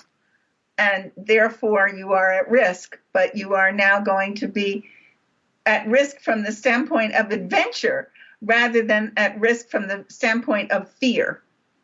So you take it on. You take it on. It's like your courage comes up of being in the game. Anyway, it's just an exciting kind of a journey through your universe to make you more powerful in who you are. When do you do this? On what part of the bridge? Anywhere. Anywhere. Is it what? How would you know if someone needs to do it or not? Everybody needs to do it. It's a CS decision at what point is best to put it in their program. Sometimes a person can't come here, so I'll say, well, we could do the ethics program, you know, especially if they've been in the church and they've denied their own knowingness and suppressed their own integrity for so long. They need an ethics program, you know, to reorient themselves to what it's like to be a free being. and to be in charge of their own destiny. So I'll do it over Skype and work with them on the ethics program to bridge them into a place where they now can figure out how to travel and come here and be audited. So, and training is very important. Training is more important, in my opinion. When I first came into the church, when it was all user-friendly and easygoing, training was more important than auditing. Auditing was like dessert. Training was the main course. Everybody wanted training. Yeah. Auditing is just, party time. Auditing gives you ARC. Training gives you KRC. What about this traumatic incident reduction you were telling me about? Well, that's just a watered down version. I mean, it's of Dianetics. It's basically Dianetics. It's basically, you don't use the terminology, but Dianetics doesn't have a whole lot of nomenclature in it. It's basically just move through the incident, right? Tell me what happened. So, Dianetics, book 1, that kind of thing. It's put together for people that don't want anything to do with the Church of Scientology or L. Ron Hubbard or anything to do with anything even vaguely related. Like in the mental health profession, they lose their reputation if people find out they're doing L. Ron Hubbard. See? So they call it traumatic incident reduction instead of engram. They don't use the word engram. They use the word incident or... Yeah, some people have buttons on the topic, and then so and it's accredited. It's accredited. Scientology is not. TIR is accredited. Does that mean you can be used as part of a university degree or something? Yes. You can use it. Scientology, you can't use it, but TIR you can. So, do you sometimes come across PCs who have a button on the subject of Scientology, and you actually have to hide the L. Ron Hubbard connection, and you have to call? I don't hide it. I just say I was trained by L. Ron Hubbard. I was a Class 8. I am a Class 8. I resigned from the church. I escaped with the gold. And that's all they have to hear. No, but what if it's someone who's got a button on Scientology, and you mention it, and they go, "Oh, I'm not going there," and they run away? You just don't care. Bye. Yeah, I would have the similar attitude as well. It's just like stuff them. Like if you got to come up with a successful promotion activity, so then you don't have to worry about rejecting people, because you're just like, who cares? Some people do TIR because of that. I'm not afraid. I have not lost people who were very turned off by the church, by Leah Remini's TV show, by the publicity, the bad PR. If I tell them that I was trained all the way up in the church by LRH, and I escaped when it went crazy, I escaped with the gold, which is the technology that I use without all the political crap, because politics is what did in the church. Politics ruined, destroyed the Church of Scientology. Politics, power, struggle for power. That's L. Ron Hubbard's definition. My definition is politics, many bloodsuckers. But anyway, if I tell them I escaped with the gold, and that's what I use to help people, and they get better and they enjoy it without all the crap, that handles it. That handles all their doubts. They don't worry about me anymore because I made it very clear that I'm not that. All right. Cool. And you are, so you don't promote squirrel tech or anything? Like you like the standard tech and stuff? Standard tech. Yeah. That's the best. It's what works, what works. It's workable. Yeah. What about, where could people find your website? HighIntegrityLiving.org is one. Yeah. PlanetFreeman.us, I believe. PlanetFreeman.us. There might be a PlanetFreeman.org also. I have to check that again because it was being reconstructed, put together with different whatever they do with it. I have to find out if it's done. I have somebody working on it. Might be done. But highintegrityliving.org is up and running, and that's mostly about my ethics program. And it's very generic. It isn't about Scientology. It's about my ethics program, which is Scientology, of course. I learned everything I learned from LRH, I put into that program. All right, cool. What was it like training with LRH? Fascinating. I mean, it was very interesting. He was very powerful. He had a good sense of humor. He was having a bad hair day sometimes. You know, he was LRH. You know, we learned a lot. We learned all these great processes and techniques from him as Class 8s, which we graduated as Class 8s. I learned probably the most valuable lesson of my life while I was there after I left, when I took back with me some of the things that I disagreed with and allowed myself to participate in. And then I decided, no, I don't agree with this. And when I decided not to agree with it and not do it anymore, like flunk and stuff like that, all the stats went up in the org. All my auditors went into power. And then LRH apologized to us and said it wasn't a nice thing to do because we were thrown overboard and stuff like that. You know, I mean, it was really hard, rough, tough Sea Org, and it wasn't right. It wasn't right. But that was all the periphery. The real meat of the Class 8 course was great because it was the tech and it was all the new approaches like getting FNs on rudiments and the listing and nulling data that he streamlined and the new processes that he came out with that we learned and used on each other, and the OT level, OT4 came out at that time, the old OT4. So it was well worth it. But there were things going on that I didn't agree with that I had to allow myself to participate because I was there. Mm.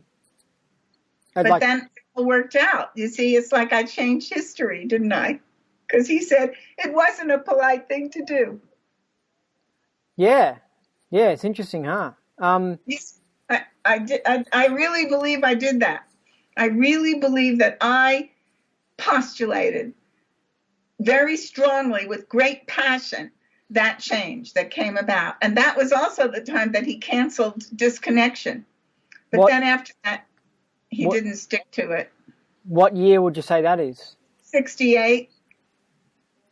That's when he cancelled disconnection, and when your postulate made a change, or?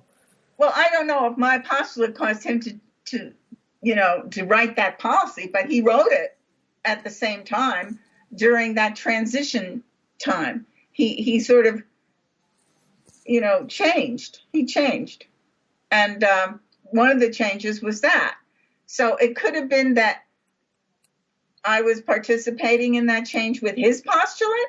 It could have been that my postulate resonated with him in some way. I never really tried to figure it out. All I know is I got my integrity back to the degree that I was no longer in agreement with some of the things that were going on. And he changed also.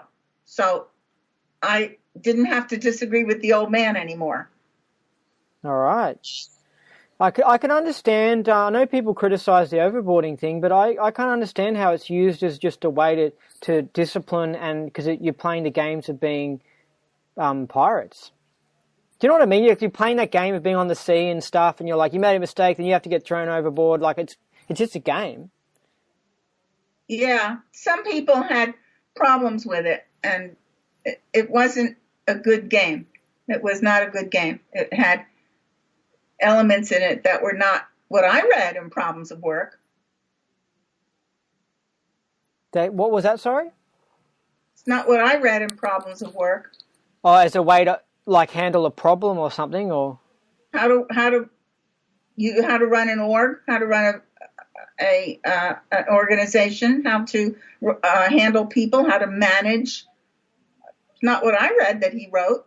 It had nothing to do with that. Nothing. Zero. It had to do with pirates, yes. Different game. Not Scientology. But what do you think it did help whip people into action and produce better and train better? No. So there's a certain amount of stress that you can put on people that can increase learning skills. Because I remember one time I was twinning with someone who was just a real wuss, and I felt like he needed something like that. Like he needed something that's just like, hey, stop being such a wuss. Here's the meshed universe. Here, throw him off a high height and land in the water and say, look, you survived. Now, can you stop being such a wuss? And like in hardening them up. You know what I mean? Some people need a good kick in the butt. It's true. Not everybody. Yeah. You got a class full of people, one troublemaker out of the room. Take him in the other room and kick his butt. The whole class doesn't need it. Did the whole class have to get water overboarded? Did whole classes get overboarded because of someone else's fault? Yeah, we all got thrown. Pretty much all. But it wasn't because it was one person's fault.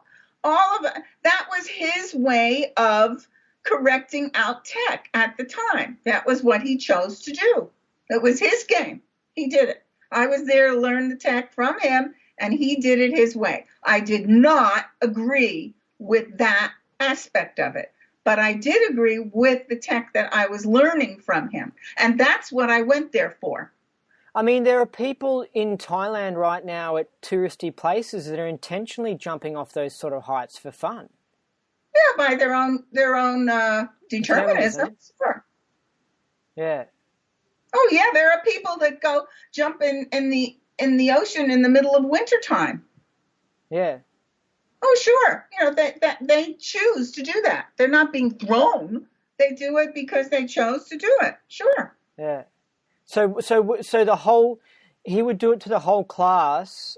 Well, we all lined up at every morning, 6 a.m., muster on the well deck, bang, bang, bang. We had to get up. We had to make sure we weren't wearing our watches, put my hair in a ponytail, go up on the well deck. We all had to be there. And then the ones who got flunked because we made a mistake, overboard.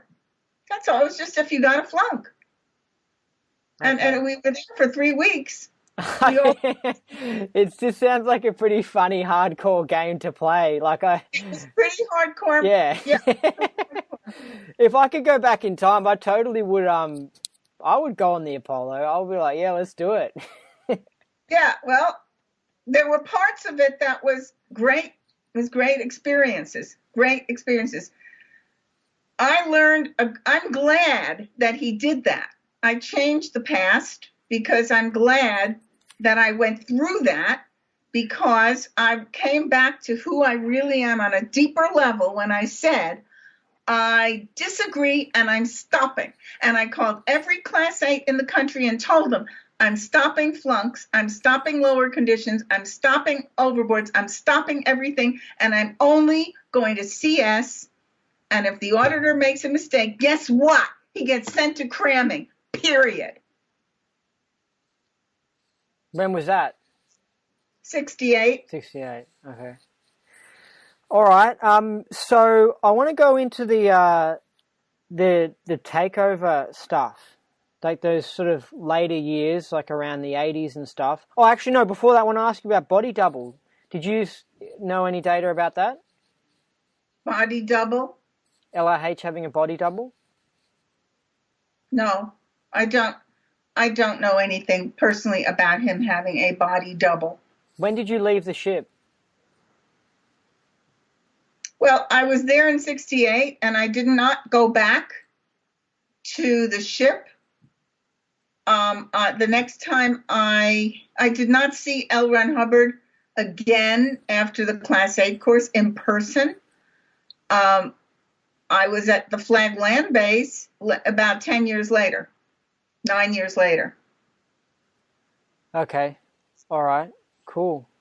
I joined the Sea Org. I would not join the Sea Org because I didn't like rice and beans, and I liked elevators that worked, and I liked toilet paper, and I just wasn't into sacrifice on the third dynamic. That wasn't my cup of tea. Were you I like? came into Scientology to flourish and prosper and to help others flourish and prosper. I did not come to sacrifice myself on the altar of some earlier practice called the Sea Org. Pirates. Sea Org pirates? Well, whatever game you want to call it. But it wasn't what I read. What do you mean earlier practice? It's just an earlier practice. It's just a way of disciplining people and forcing people by use of force. I mean, it's been on this planet for a very long time. All right, cool.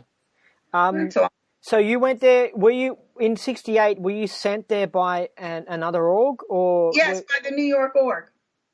Okay. I was at St. Hill. I did the St. Hill Special Briefing Course and the Class 7 internship.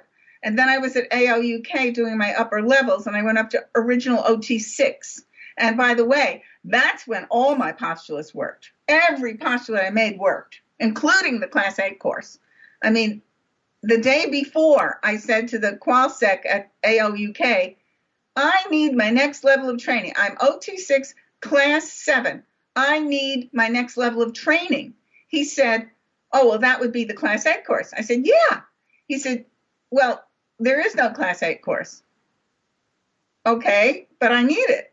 He said, yeah, well, you'll have to wait till it comes out. That night, I got the call from the New York org to go to the ship in Corfu, Greece for the Class 8 course. Yay. Cool. So that was from original OT6. Wow, that's pretty cool. So did you meet Captain Bill?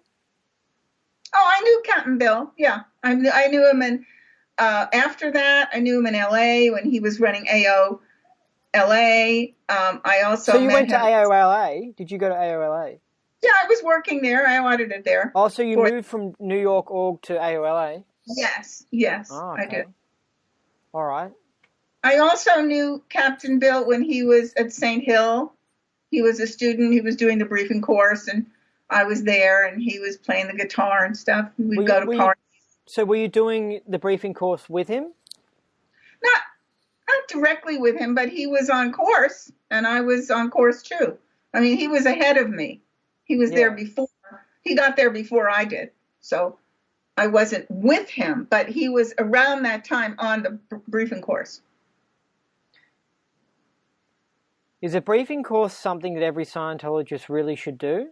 Absolutely. It's absolutely magnificent. It's all the data of the tech, but it takes a long time because you got over 400 tapes to listen to or recordings of L. Ron Hubbard's lectures.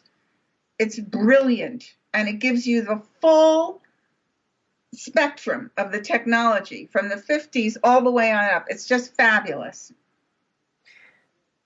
Is this why you trust Captain Bill's OT levels above OT 8? Because you know that it is probably what L. Ron Hubbard would have developed if he was still around? Oh, absolutely. I know for a fact, in my mind, I am positive that if Captain Bill went to L, if he was able to get through to him, because he was his best friend, he was his best Sea Org member. He was totally trusted by L. Ron Hubbard. He was the only one that was given the rank of captain besides Mary Sue. He was totally trusted by Ron. If he was able to get to him, Ron would have loved Excalibur, loved it. It was called Super Knots back then, and he changed it to Excalibur because of the church getting real, uptight about using knots as a delivery service outside the church. So he changed it to Excalibur. But if he was able to get to LRH with that tech, LRH would have loved it. What do you think of the telepathic communication idea? Because when the stuff I've heard from Captain Bill is that, he's made some big claims about telepathic communication, that it can be like as accurate as someone writing a letter. I mean, that's a pretty accurate level of communication, Yes, and I've had that happen. I have had that happen. I have had telepathic communication to the detail. I've had that happen. Yes. Can you tell me about that? Well, after I was OT6 and Class A, I thought of this. I mean, when I'm auditing, I get the words and the pictures of the PC before he tells me. I see it. I know, but like an example of when someone was specifically trying to contact you the same way as you do a Skype call or you do a letter, and then you receive that specific information. You know what I mean? I have had that happen. I have had that happen where I got the information before they called me, or I got the message that they wanted me to contact them, or I got that they had a withhold from me, and they didn't want to tell me the withhold, and I told them the withhold. Now, hold on a second, though. Did you get the idea, or did you get the word by word? Because in the Captain Bill thing, I think it's a lecture or whatever, where he talks about the telepathic thing, he was talking about like word for word message, and I thought, hold on a second. I don't know if that's right. I think that you get the idea from the other being, and that's a telepathic communication, and then you write it down, but you're not going to write down the same letter as if, let's say I'm trying to telepathic com with you. I could send you something, and you could write it down, but it wouldn't be the same way as if I was to write it down, but you would be saying the same thing. Do you know what I mean? Well, sometimes it's a gradient. I mean, there's different levels of accuracy. The withhold that I missed on somebody, I told them the details of it, where they were sitting in the room and the words that they said to each other verbatim. I said, this is what I get. You were sitting in the living room, the TV was on, you were over there in that chair, she was in the other chair, you said this to her, she said that to you. Exactly those words. And he fell off his chair, literally fell off his chair. Yeah, I totally believe that, yeah. But so let's say with L. Ron Hubbard potentially telepathically communicating with Captain Bill, do you think Captain Bill is actually just channeling him and just writing down the message? I don't know. I don't know. I think he was I tend to think he was in telepathic communication, but I don't know. I wasn't there. Okay.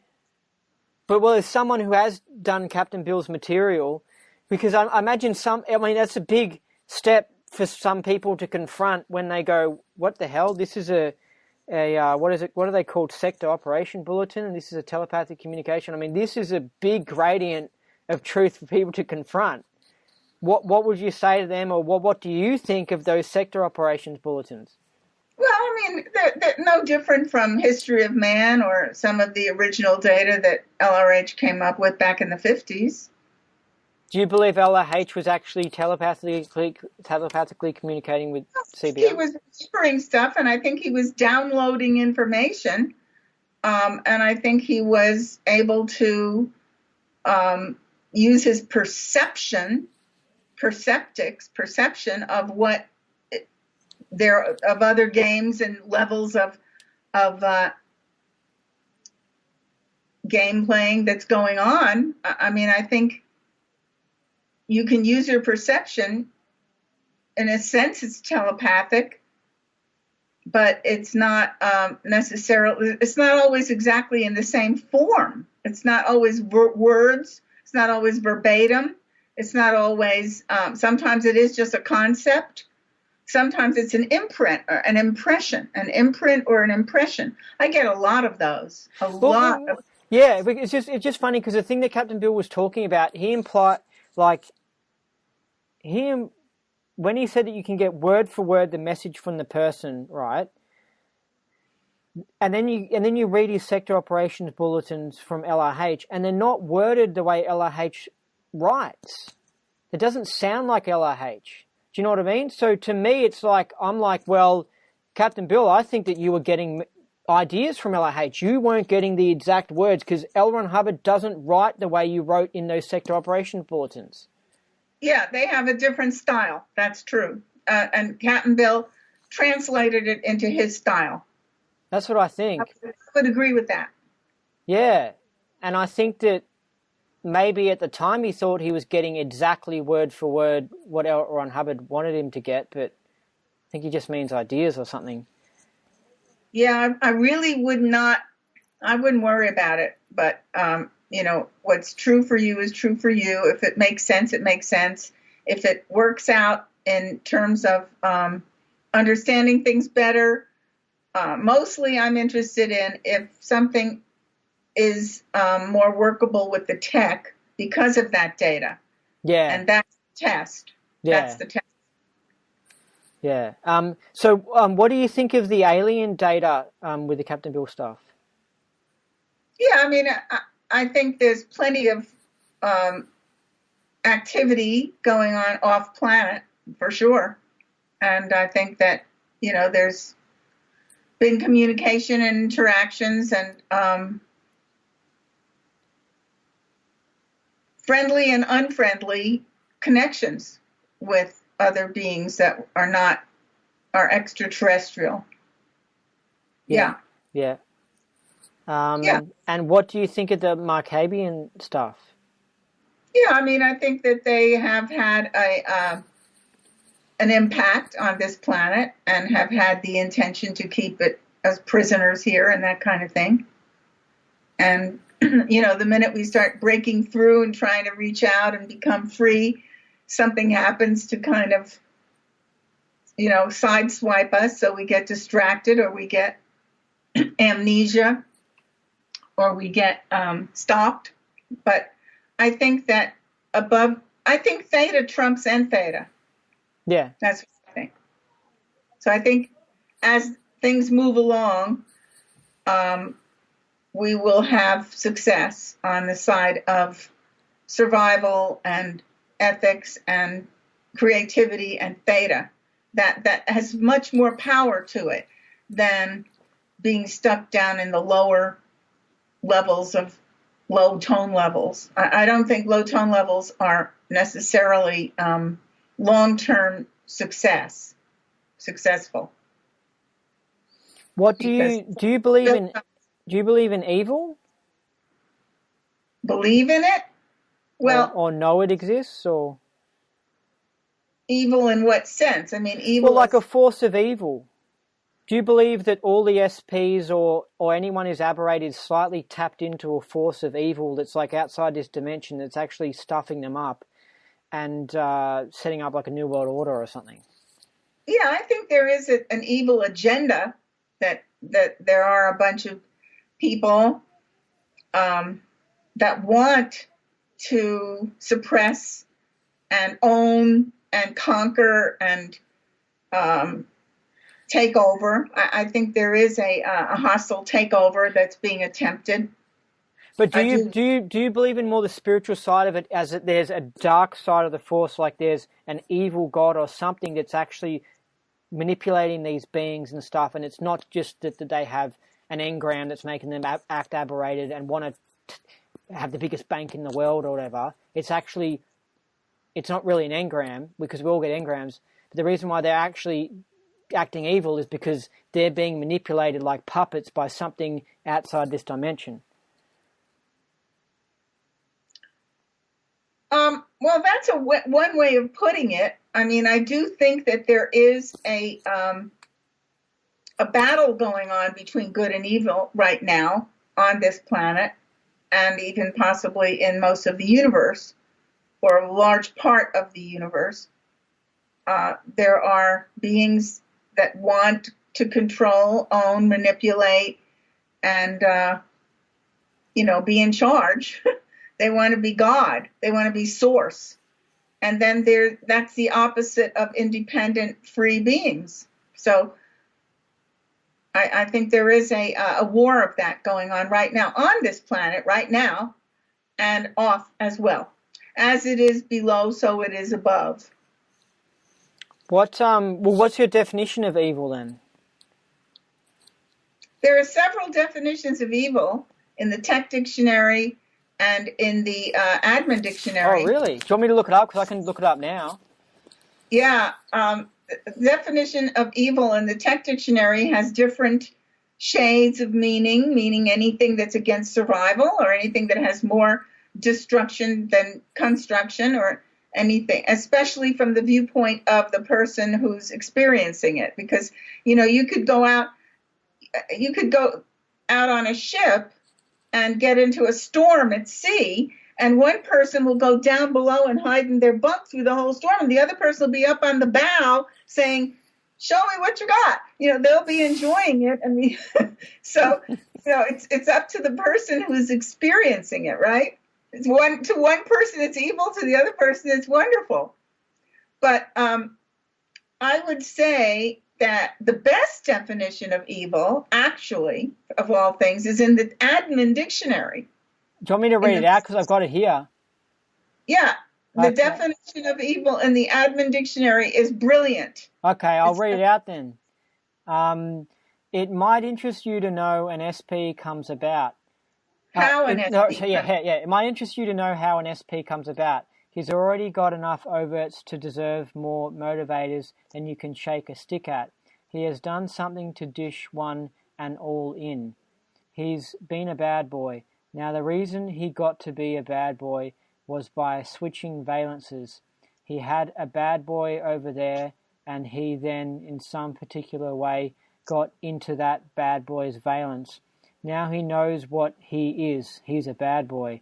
Man is basically good, but he mocks up evil valences and then gets into them. He says the other fellow is bad. The other fellow was bad. And eventually he got this pasted up other fellow, and one day he becomes the other fellow, see, in a valence shift or a personality whole, complete package of personality. And there he is. So now he is an evil fellow. He knows how he is supposed to act. He is supposed to act like the other fellow. That's the switcheroo. That's how evil comes into being. The religionists have been having a hard time trying to solve what evil was, and that is what evil is. It is the declaration or postulate that evil can exist. In the absence of postulates and declaration of such, man is good. Okay? All right. That's quite a mouthful. That's quite a paragraph. I mean, that's off of the briefing course. He talks about that on the briefing course. Okay? But really, evil, when you get down to the basic on it, it's just you're out of valence. Out of valence. Because a being is basically good. Because why? Because your first impulse is to create, not to destroy. You have to put it there before you can knock it down. Your first impulse is to create. Your basic impulse as a Thetan is create, not destroy. Just like what if you need destruction in order to have creation? Like what if destruction cannot exist without creation first? What are you going to destroy? I know, but that's what I'm saying. But what I'm saying is, I was thinking about this other day. I was thinking, what if evil actually isn't that bad, because you need these SPs around to wreck things so that we can then build new things? Well, sure, you cut down trees to build a house, yeah. What if the SPs are just the cutting down people? Because well, maybe they are, but they're out of valence. They're not who they are if they're not cutting it down in order to create something. So if they're not cutting it down... No, but we do the creating. They're the SPs. They just do that, the destroying of things for us. The SP only became an SP later on the chain after he had enough losses and overwhelms by a winning valence that was dramatizing suppression on them. And they may or may not have been an SP, but from their viewpoint, they were being suppressed by this winning valence, this general or this big monster or whatever they thought that person was, and they go into that valence, and now they become an SP, suppressive, because that's what wins. That's what wins. Do you know what's really interesting? In that definition, towards the end of it, he implies that you can create evil by your postulate or something. That's right. And that's really funny, because that relates to what we were talking about earlier, where it's like you can just make It's just whatever you postulate. Yeah, it's like someone says to me, does evil exist? It's just like, well, I can decide whether or not that exists in my universe. Does God exist? I can just decide it. So it's just like, it's hard when you're trying to work out accurate history and what the truth is. When they ask you a question, you're like, look, sorry, dude, the truth is it's just whatever you want. Well, okay, but I gave you that example about the two people on the boat. Oh, yeah, as in, so for someone else, though, so whenever someone asks you a question, you can say, well, do you want me to answer for me or for you? Or from what viewpoint do you want me to answer? I can answer from my viewpoint, but that would have to do with my particular postulate and what I'm trying to accomplish. My purpose is, if I have a purpose, if something aligns with that purpose, then it's good. If it counteracts that purpose, it's bad. But I wouldn't call it evil. Evil has to do with a very definite kind of dramatization of something that you have been overwhelmed by. That's evil. All right. It's just funny, though, because it's like almost like if you write a history book, it's like it needs a little disclaimer like reverse mirrors on cars have where they say objects appear smaller. It's like in a history book, you should have a disclaimer. This is just the combined agreed upon reality of what's occurred in the past. You know what I mean? Yeah, sure. I mean, it's a viewpoint. The whole thing comes down to beingness or viewpoint. And there is something that I call an enemy valence. And that is what I handle on the enemy formula. The enemy condition is when the person is out of his own valence, being his own enemy, where he knows better, but he keeps sabotaging himself. So the way you handle that is you have to get into the viewpoint of the saboteur. You can't be in the viewpoint of the victim, because the victim isn't going to as is anything. You have to be at the cause side of this thing. And by doing that and duplicating it, you understand what it really is, and then you can dispense with it, move away from it, and not be in agreement with it anymore. So that's how we find out who you really are. How did you manage to leave the Church of Scientology? Like, tell me a bit about this takeover time and what happened with you. Yeah, I was working at the mission in New York at the Scientology Center with Helen Geltman and my dear friends there. It was like my family in 1982. I'd been working for several years with them and CSing and auditing and doing my ethics program. And then the finance police started tromping in from INT, and they started, the international headquarters, and they started harassing and taking over the mission network and forcing us to do their job. They wanted us to do their job, which is staying up in all hours of the night and doing all this promotion for them, for their stats, sending people to flag when we were supposed to be auditing them. Anyway, there was just a whole lot of injustices going on. And then also prior to that, in 82, in October, they had that mission holders conference, which was a debacle. And all these mission holders were declared on the spot by David Miscavige. And Helen came home back to the mission that day after she went through Black Monday in San Francisco with all that. And what was that? Was that some earthquake or something? No, that was Black Monday. That was the mission holder meeting. Is that what it's called? Yeah, it was Monday, and she called it Black Monday. Other people. And I had to run it out of her like an engram. I had to run it like an engram. I was her auditor. But anyway, then by the summer, they were bringing in these, or the spring, they were bringing in these jerks coming into the mission to force us to do their work for them and go off of our job. And I was calling them Nazis and Gestapos, and they didn't like that. So they ganged up on me and said, you're calling us names and you're hanging out with people, you're nattering about upper management, and you're hanging out with people that are declared SP, that are in bad standing, blah, blah, blah. I said, yeah, well, they're not SPs. They're my friends, and I've known them for 30 years. You wouldn't even begin to understand. How can you call them SPs? You don't even know who they are. And you expect me to disconnect from my friends? I said, you're out of your mind. So they didn't like my attitude. So they said I was going to get kicked out unless I had to turn in names of everybody that I knew that was saying bad things about upper management and who were still connected to people in bad standing. So I said, no, I'm not going to turn in names. And they said, well, you have to. If you don't, you'll be ComEv'd. I said, do what you have to do. So I said, I'll do anything you want. I'll do the conditions. I'll wash the stairs at the org. I'll wash the windows. But I'm not turning in names. I'm not doing that. So they said, well, we'll be ComEv'ing you. I said, well, I'll resign. I'll resign from the Church of Scientology. And, you can't make me do that. And I was auditing people. Those people were my friends that you're trying to make me disconnect from. When you were in diapers, they were auditing. I mean, you can't even talk to me about that.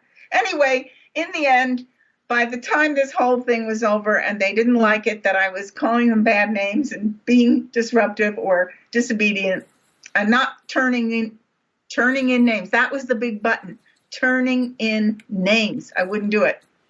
So I resigned. I wrote a letter. I sent it out to about 40 people, including L. Ron Hubbard. This was in 1983. And I resigned from the Church of Scientology.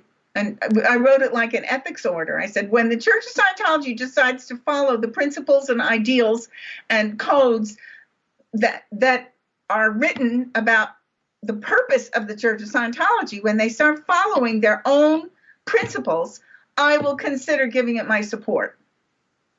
But until that time, the church does not have the right, no longer has the capacity to carry forward L. Ron Hubbard's technology.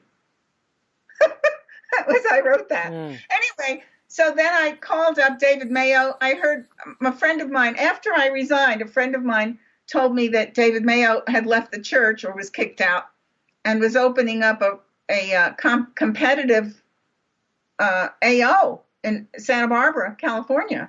So the Advanced Ability Center. So I flew out there and I interviewed him, and I brought my friend who was a class 9 with me, and she investigated his technology to make sure that it was standard knots that he was using. She because there were so many false rumors about David Mayo, it was ridiculous.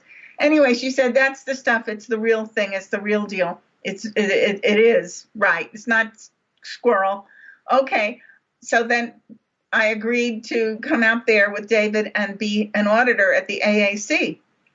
And then Frankie, my husband, who died a year and a half ago, came with me. He was Diana Hubbard's auditor. He was working with David Mayo on the ship. He worked with L. Ron Hubbard when they first set up the Fort Harrison. And so anyway, we went out together. We drove across the country, and my 2 kitty cats flew in an airplane, and we went over there and we worked with David Mayo. And how did it go with the AAC? Like how that collapsed and stuff? And well, it was great. It was great while we were there. We went to other places and delivered auditing and stuff that he sent us out on missions from the AAC, and we went to South Africa and we opened up an AAC down there. But the church attacked him and put him on a lawsuit. I mean, they brought a lawsuit against him and made it very difficult. They moved in upstairs. They moved their private detective agency people upstairs in the building where we were using for auditing and training and stuff. So it was, kind of like a little mini Holocaust. And the church was harassing us for using the technology outside the church. They didn't like it. They didn't like the competition. And then So Frankie and I ended up going down to LA after the AAC wasn't as good anymore. We went down to the LA and we had our practice down there, and the church kept harassing us and trying to stop us from delivering, and others as well. The whole field was under attack. And so Michael Flynn was the lawyer, public enemy number one of the Church of Scientology. He had all the top people that were suing the church, Wallersheim and Marty Samuels and Armstrong and a bunch of others that he was representing in the courts. And because we were being harassed and attacked by the church, we decided to turn around and hiss back at them. And so we signed up with Michael Flynn, who was, as I say, public enemy numero uno, and he became our lawyer, and we launched an international class action lawsuit against the Church of Scientology. And there were 6 of us that were the steering committee for that, and we worked directly with Michael Flynn, who was a great man. He's a wonderful person. Anyway, as a result of filing this lawsuit, the church told Michael Flynn that if he gave up the class action, if he stopped the class action lawsuit, they would settle all his cases. And he would make a bunch of money, and all his clients would make a bunch of money, but they would only be settled out of court, you see. So there was no precedent set in the court against the church. Yeah. So he came to us and begged us to let him go. And we said, we can't let you go. We're in the middle of a lawsuit. We can't do that. He said, I'll give you all my material. I'll give you all my work product. I'll give you all the affidavits. We had international declarations and affidavits from people. Everything. I'll give it to you if you just let me go. And so we said, okay, we gave in, because he said, they're going to settle all my cases. My wife is having a nervous breakdown. She's getting sick. I have to get out of it. So, we understood. But then I found 2 lawyers that were really corrupt, and they were paid by the church, I think. Most likely, yeah. Yeah. Michael Flynn was uncorruptible. I mean, he was absolutely steadfast and determined. He obviously didn't care too much about money. Because that's why I find that any lawyer can just be corrupted by money. No, he wasn't driven by money. He was driven by standing up for people's rights against this church. And I think that's a big thing in this universe. I think that if you just don't get sucked into the whole mess thing, because when you like money, you pretty much like mess, because you get mess things from the money. No one just sits on the money and looks at it and goes, oh my God, I love the money. You know what I mean? But that's the tool that they use to trap everyone in the mess universe and control people and stuff. It's just the money. You know what I mean? And people just give up their own integrity and their morals and stuff so they can have that job or, anyway. Yeah, they're corruptible. I mean, that is the way they get pulled into unethical transactions, is the money. That's what happens. But he wasn't that way. He had very high purposes. But anyway, at one point, the guys in the L. Ron Hubbard died, finally. This was in 65, I think. 65.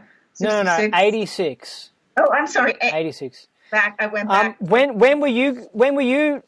did you leave that lawyer? Around 86, we left that lawyer. 87 maybe. Anyway, we had him for a while. It was really sweet. And they called me into the FOLO, and I went in to talk to them, just me. And they said, what do you want? Because they wanted to settle. They didn't want the class action, right?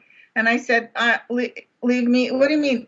What do I want? What do you want? Money? You want? How much do you want? I said, I just want you to leave me alone. Leave us alone. Do not bother us anymore.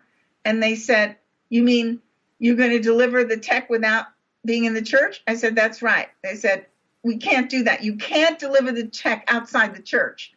And I said, that's what I want. They said, no. I said, see you in court. And I left. Well, we arranged a meeting with Michael Flynn with the whole field that was ARC broken and out of the church. And they're the ones that jumped onto the class action. And I located a beautiful temple up in Bel Air area in Beverly Hills, above Beverly Hills. And the church called us that afternoon and said, we're going to take casualties tonight at your meeting. What does that mean? So I called the police in the Beverly Hills police. What does take casualties mean? Oh, that means they were going to beat us up and draw blood and, rough stuff. So it was a threat.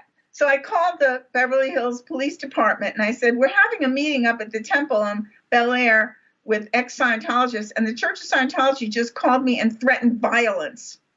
And they said, okay, well, we'll send up some cars up there. We'll send up some units up there.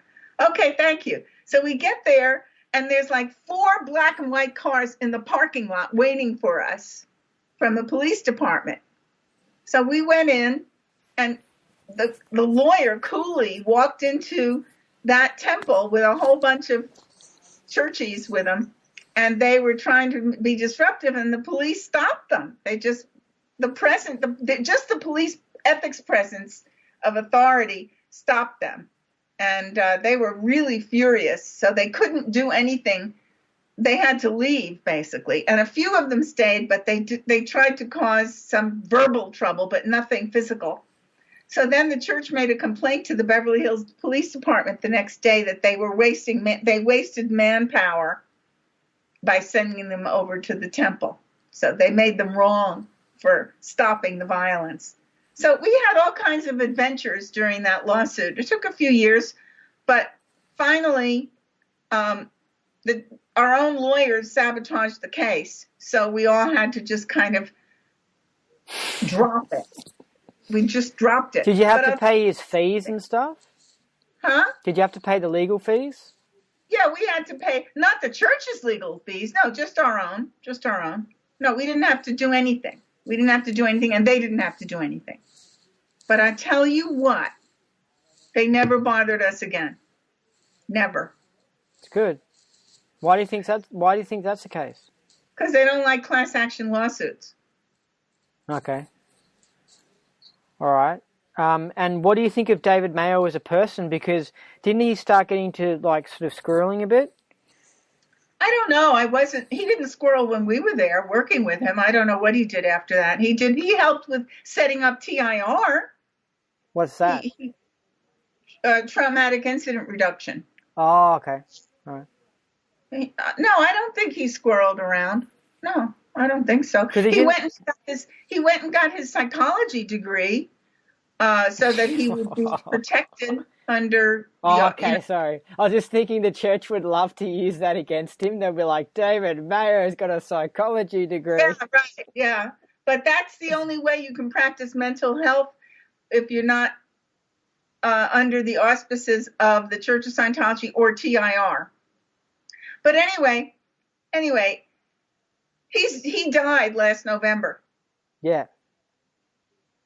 But he wasn't calling himself a psyo in the end, was he? I don't know. I don't know. I don't think so. I think he was trying to be independent and away from the entire subject and anything to do with the church because they were harassing him and causing all kinds of problems. He did win his lawsuit. The lawsuit that they brought on him, he won. He did win.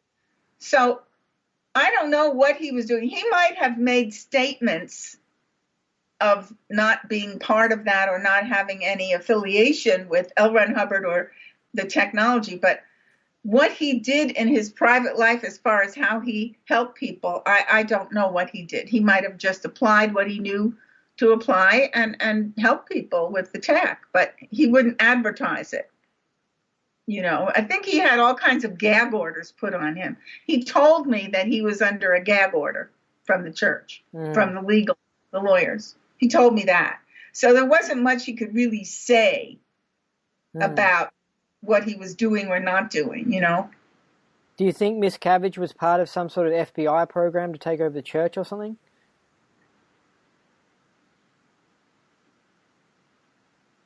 I don't think he initially was working for the government when he first took over the church. But I think he got into it later on with the IRS. What do you think was part of the agreement he made to get tax exemption? I think my own personal opinion of what I think he agreed to.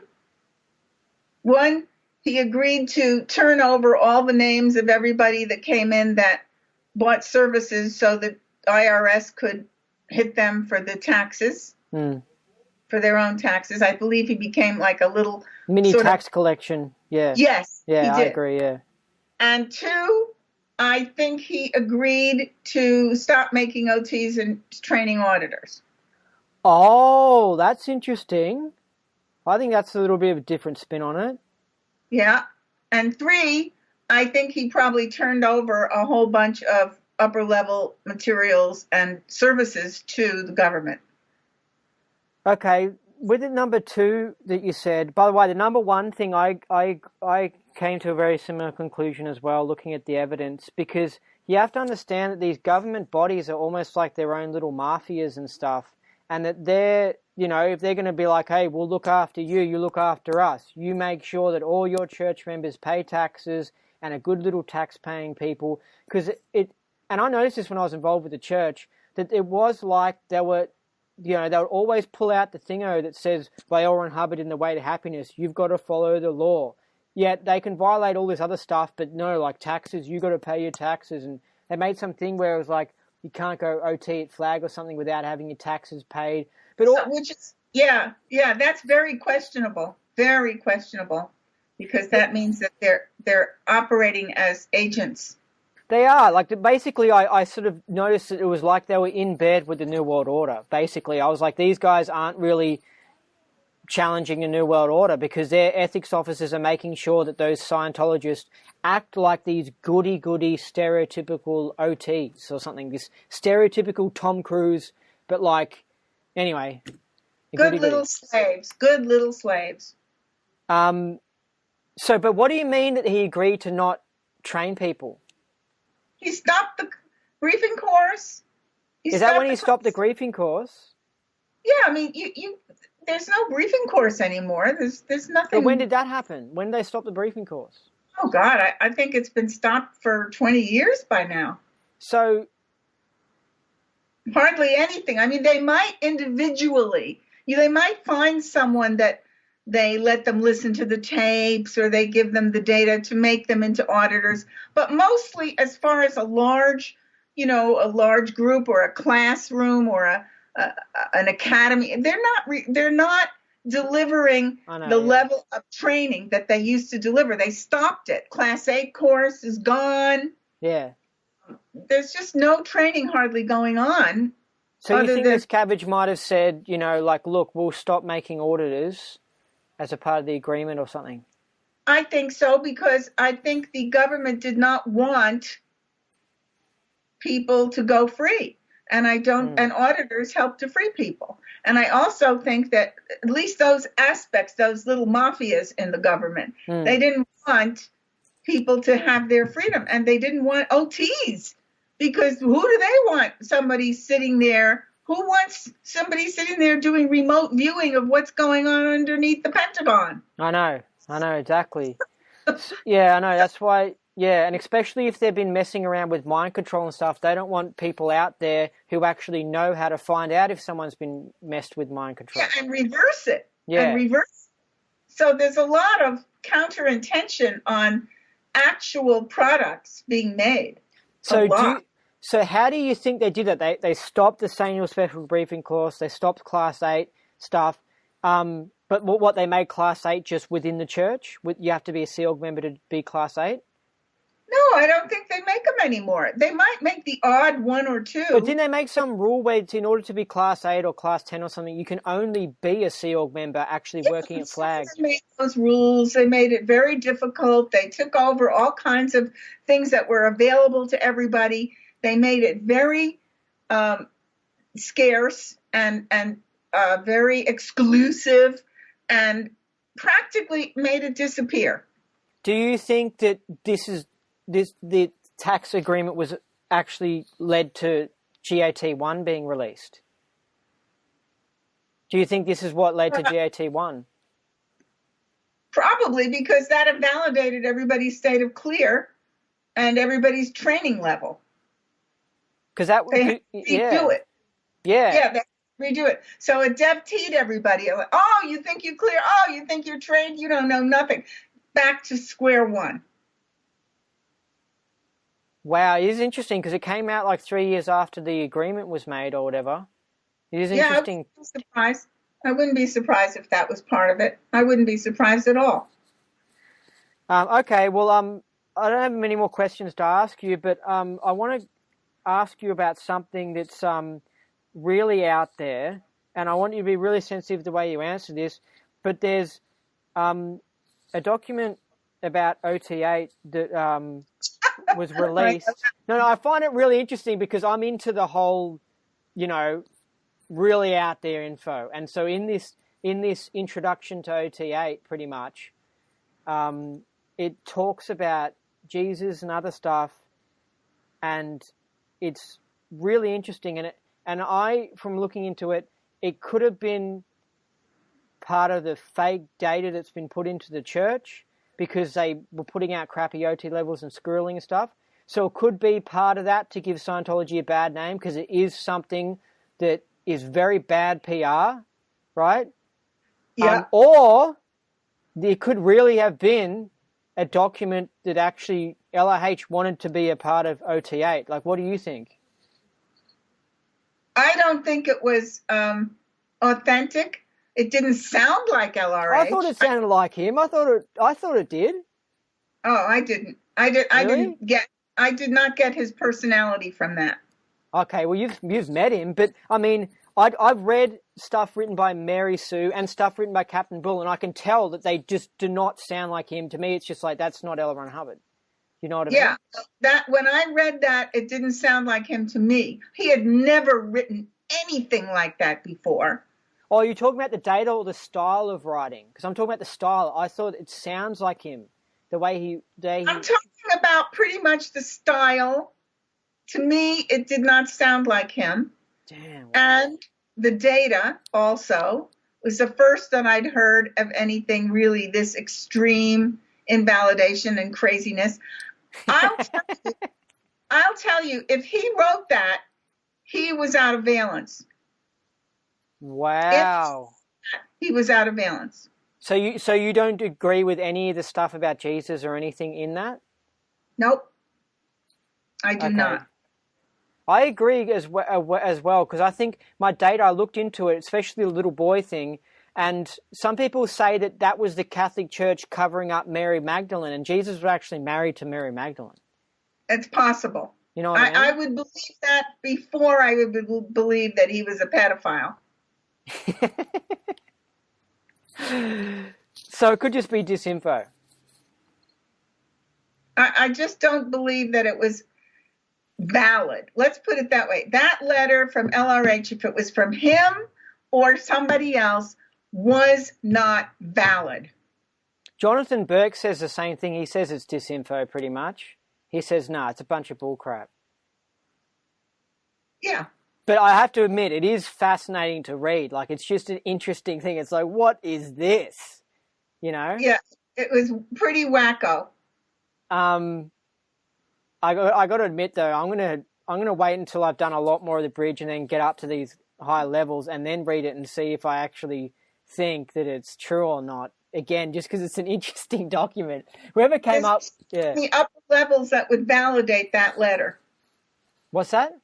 There's nothing on the upper levels that would validate that letter. Yeah. Okay. Yeah. All right.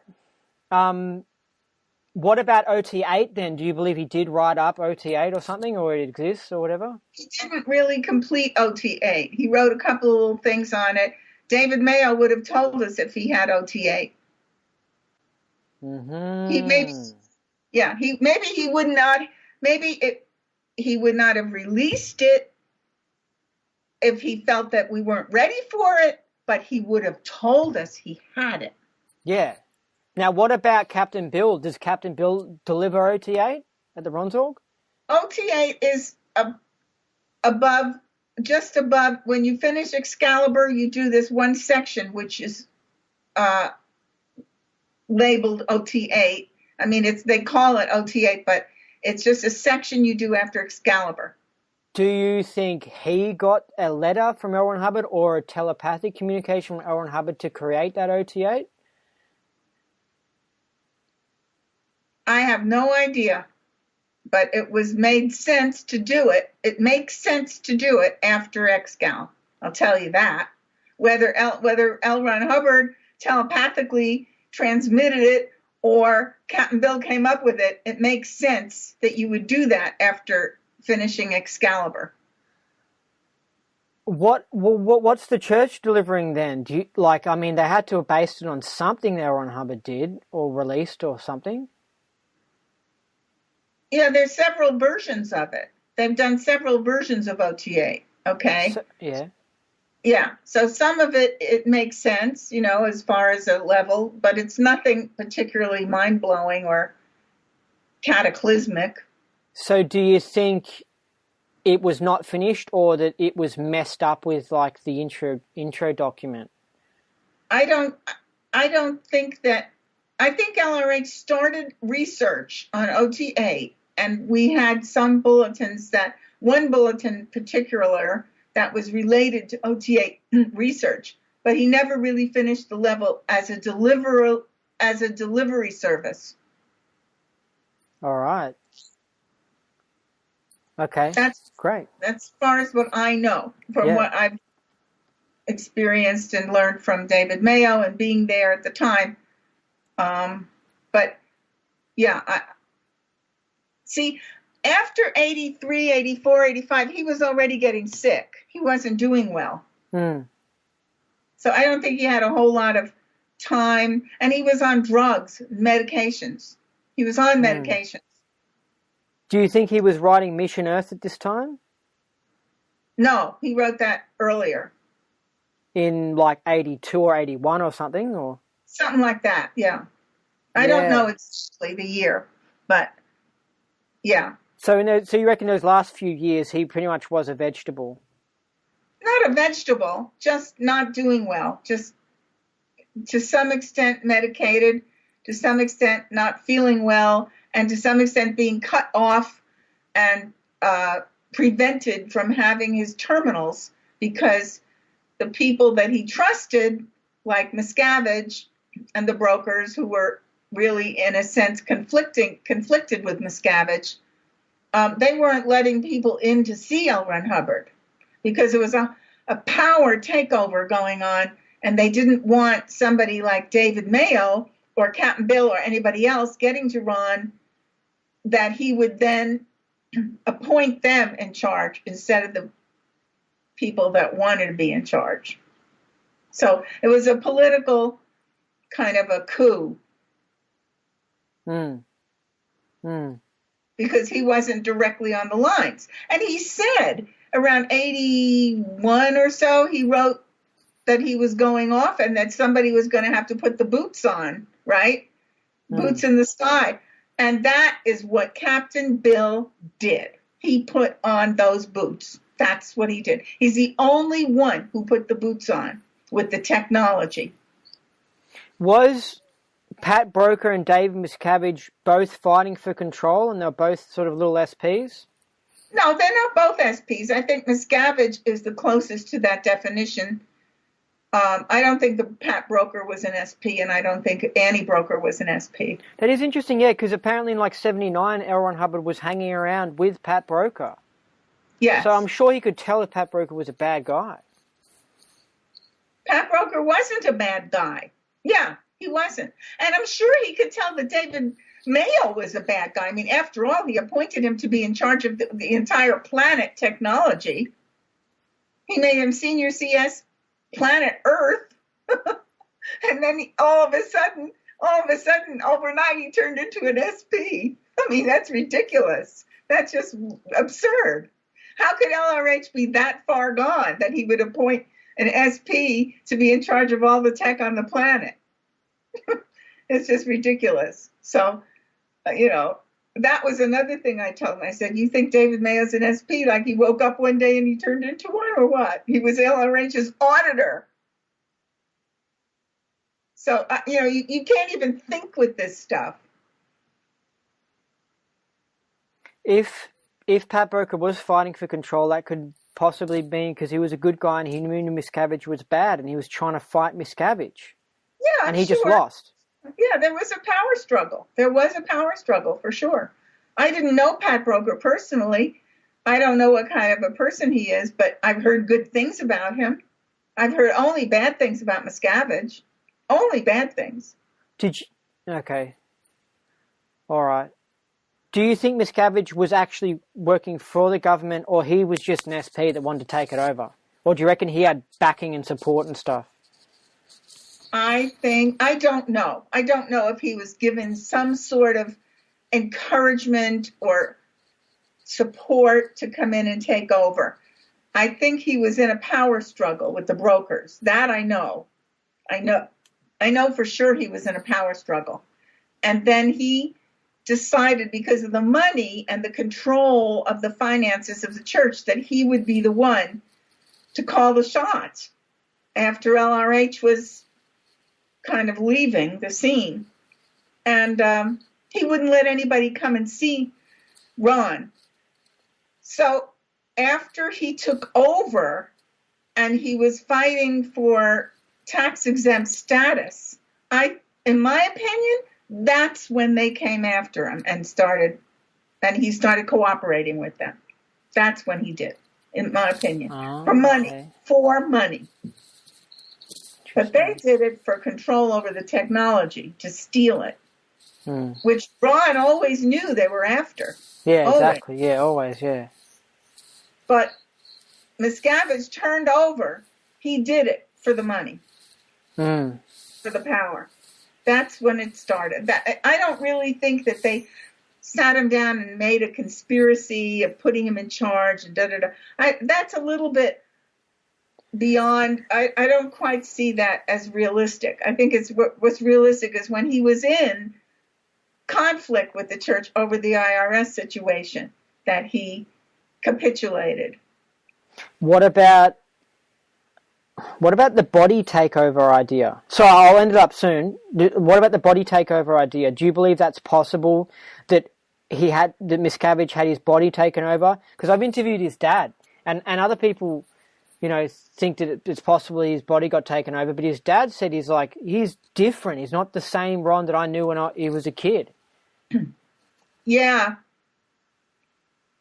Well, he's definitely out of valence, per that definition. It's possible that he's to some extent influenced by something, by other beings, or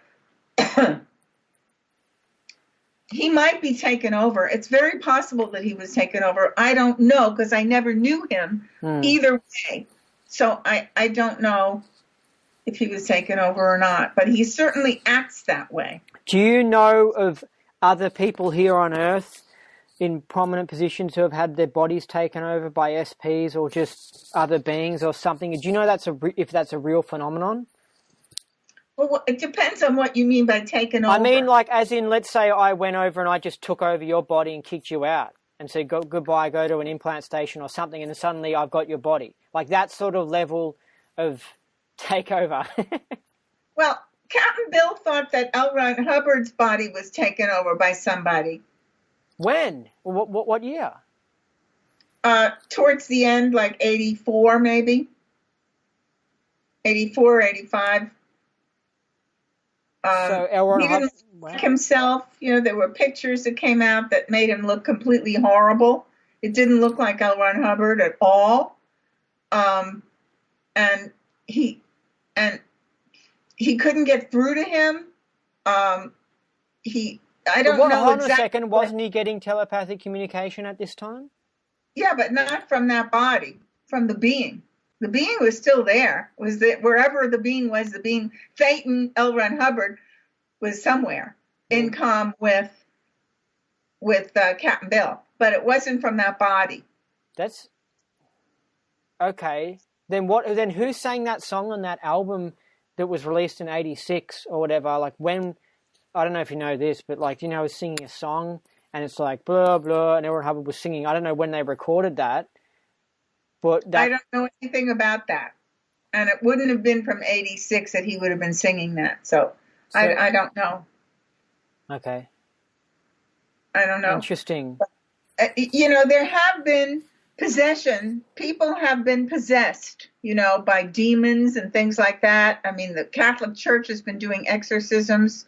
No, but I'm talking about body takeover because I know about entities and that sort of stuff. But yeah, so I think that there are evil entities just like there are good entities, and they could take over or do things. It depends. I believe that the host, in other words, the CO of the identity, the guy, the real Phaeton in charge of the identity, it all depends on his tone level. If he's up tone, they can't take over. If he lowers his tone level and goes into agreement with low vibes, you know, dark energy, you're more vulnerable to that. No, but taken over. What about like a Mark Habian full on just taking over someone's body? You can't do that. You can't do it unless you give him permission, and you only give him permission by being out,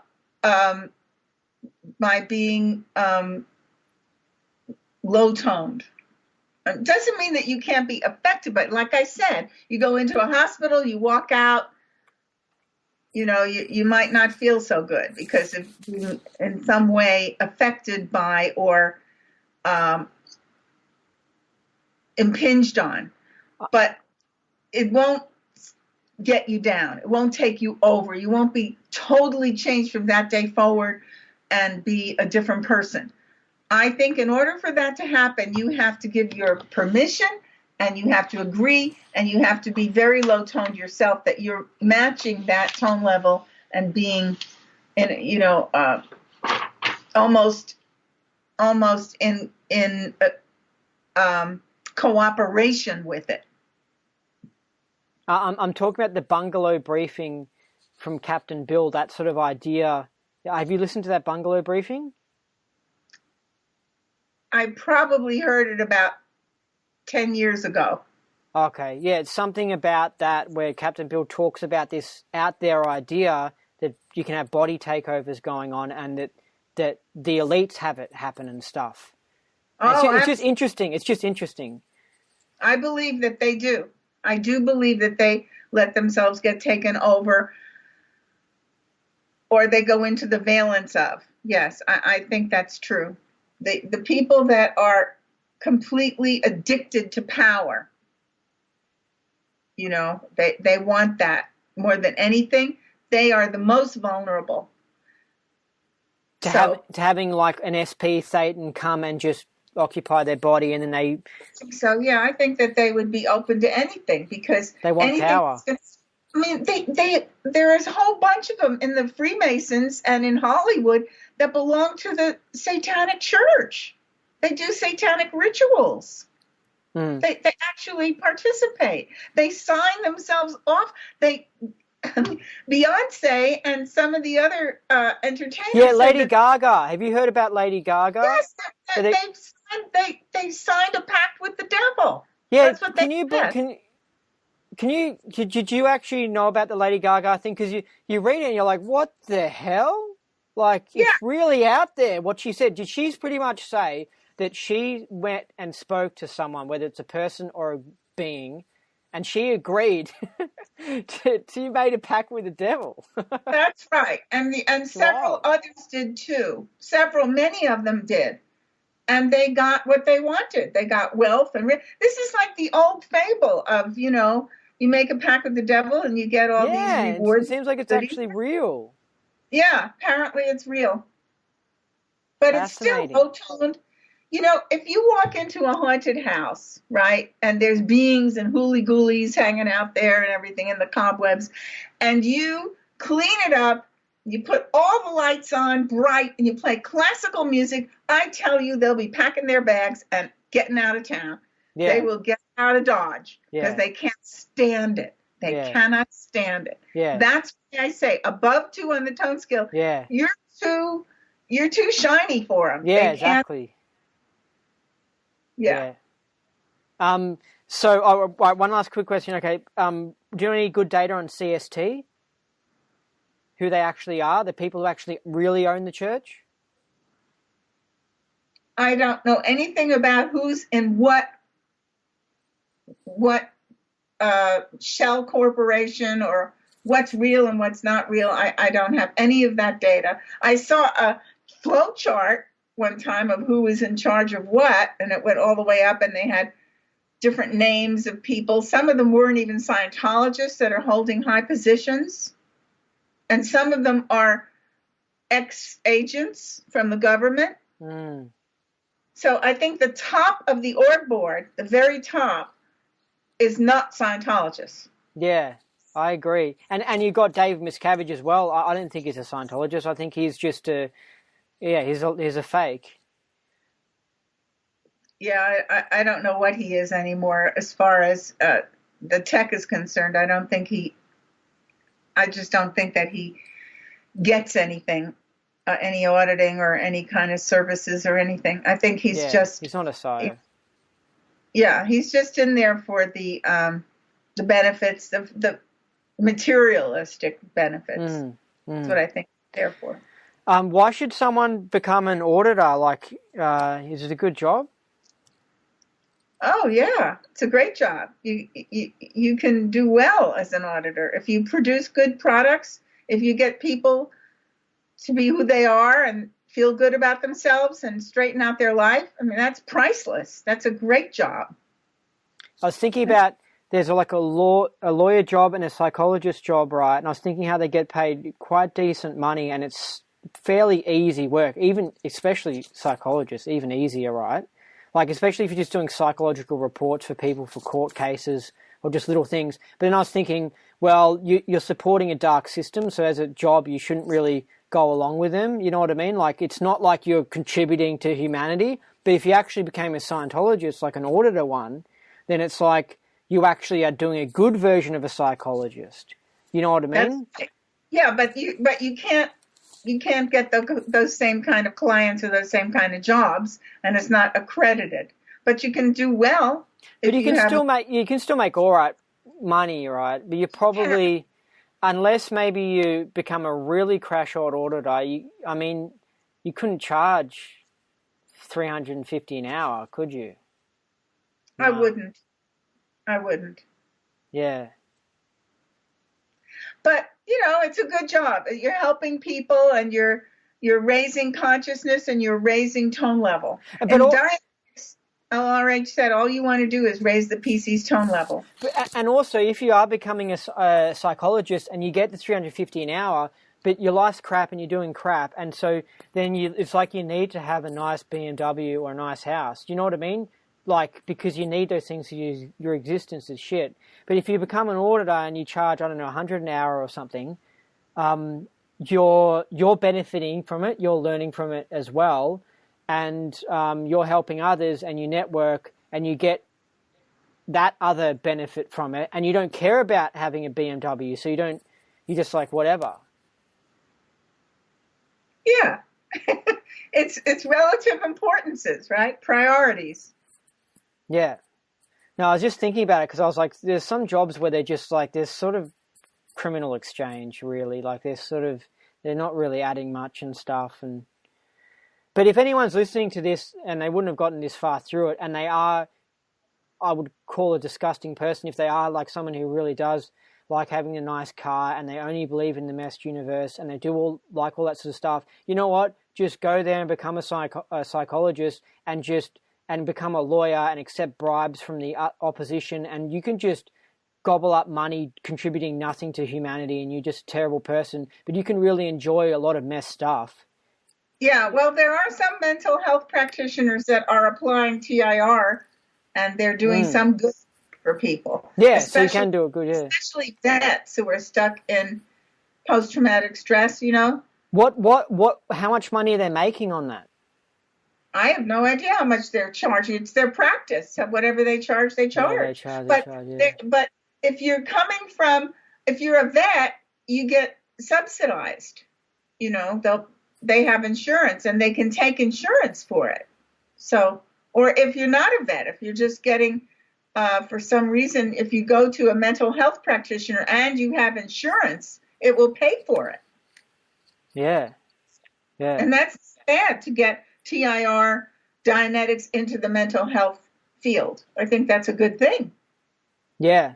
Yeah. Or you could just become, if you're evil, you become like just to do these little crappy psychological reports and stuff and just get a lot of cash in and well, yeah, depends on how you're going about being a psychologist. Right, and what's important to you and what you really what is your purpose in doing this job? But and at that point as well, you might as well just become like an investment banker or just go to the mafia and try and ask them, because they probably have machines that can make fake money. Why don't you just print fake money and then you can just sit on your fake money? Because I reckon if I was a criminal, I'll just go and I'll just create counterfeit money and just get all rich off it.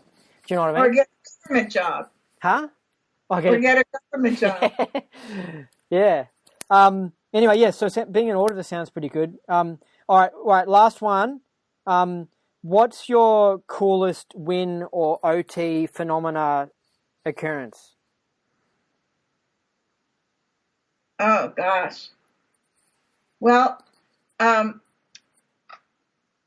went exterior one time, and I went out into the cosmos, and somebody was running me on a locational, actually. And he asked me, well, what do you see? And I said, I see stars, and I see space, I see energy, I see different forms of energy. And I was very, very, very exterior. And I saw energy kind of, you know how light is in a spectrum from white to red, whatever, or ultraviolet to infrared. And I saw the spectrum of energy, the actual, not just color or heat or light, but all those things make their own spectrum. Anyway, I saw all these phenomena, and I understood about, I got on the band of energy. I followed it, and it took me into space travel and the technologies that were being used for space travel. And I had cognitions on how you could use your mind to locate yourself in a different position in the universe. And it had to do with coordinates. I got very technical. I never studied any of this, but I got very technical about coordinates of frequencies. And if you put one frequency on one wavelength of a location, and then you cross that with another frequency, and I don't remember exactly how you got that other frequency. Maybe it was one was the flow of getting there, and the other was the arrival. But anyway, there would be a little circle there, and that circle would be a third energy, and that's what you would land up in. And that was how you transferred from one position to another in space without crossing mist. Yeah, the wormhole. Yeah, maybe you're creating a wormhole that way. I don't know how wormholes are created or what, but it had to do with frequencies and wavelengths. And Nikola Tesla said, if you want to know the secrets of the universe, study wavelengths and energy and frequencies. That's the secrets of the universe. Yeah. So, but that I found out later. I didn't know that at the time. I didn't know anything at the time. But anyway, I had this whole big revelation about energy and space and travel. And then I got on this beam of energy, and I went down I found Earth. I connected to Earth by intention, and then Earth became kind of there. And I went into Earth, and I found myself in the Himalayan mountains. And I went down deeply into a cave. And I saw these machines, I saw these instruments. They were instruments in this cave, and they didn't have any moving parts. They were just different shapes and forms of this particular kind of metal that was partly resonant to magnetics and stuff and energy. Anyway, it depended on how you moved them in relation to each other. I'm describing all this technical stuff, which I never heard of in my entire life. And if you move them in relationship to each other, it would form different methods of power. So you could heat things up, or you could light things up, or you could move things, or you could cause an earthquake. You could do all kinds of things by the positions that you put these in relation to each other. And I said, people are not ready for these instruments yet, because they could blow up the Himalayas. And then I said, I think I'm going OT on this process. Is that okay? And they said, that's it. That's it. End of process. And then a few weeks later, I was reading something in National Geographic or some magazine, and it talked about somebody who discovered instruments inside a cave in the Himalayas. Wow. And there it was in there, and they said, and they left it there, and these monks had discovered this, and they covered it all up because they said the world wasn't ready for it yet. Wow. So I would say that's probably one of the highest experiences I've had. Yeah, that's cool. Yeah, I mean, and then there's stuff about the frequencies, and apparently that's how the UFOs travel. They tune into the frequency, and then they can just pop there, and that's literally the truth of how they travel. There's a bit of data on that, I think, in the Montauk data. Yeah. I think it's who is it? I think it's Preston Nichols. I think who actually says exactly what you're saying about the frequency. You tune in and you can just pop anywhere. Anyway, and also the Himalaya stuff. Apparently there's installations in the Himalayas and that, which I'm sure there is. It's the biggest mountain range in the world. They build them they build them all in mountain ranges because it's like you don't have to dig down, just go in like that way. And also apparently the temperature is really good in mountain ranges. It's just the same temperature all year round. Whereas if you go down real deep, it starts to get hotter or something. So you want to be in mountains and the temperature is good. Well, yeah. Okay, but that's what I went through. That was pretty amazing. Pretty amazing. I've had a lot of experiences. Do you think the machine was an implant or something? Like an implant machine or something that you saw? What, those instruments? Yeah.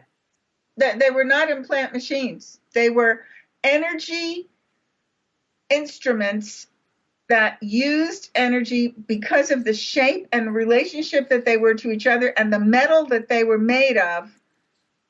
And they were tuned in to each other. They were separate parts, separate like a triangle and an octagon and a curved thing, and they were just different shaped things, metal things that were lying around in this cave, and they would perform different functions by bringing them into proximity to each other in certain positions. So you would have to know, like if there was an instruction book, you would know A, B, C, D, E. Okay, put F with D, turn it upside down or turn it sideways, and it performs two different functions. Okay. They were not implant instruments at all. They were useful. They were very, very practical, effective instruments to move energy around. So probably old tech that was from some aliens 5,000 years ago or something. Oh yeah. Oh yeah. They were definitely planted in there by somebody off this planet, I'm sure. Yeah, yeah. Cool. All right, great. It was good to speak with you, Mary. Yeah, it was fun. Thank you. Yeah. So people want to get audited by you, and then in the Idaho area and stuff. Yes, but they can do the ethics program with me over Skype if they want. Or Zoom. Zoom, yeah, I'm going to look into that. And what's the website again, or the way to contact you?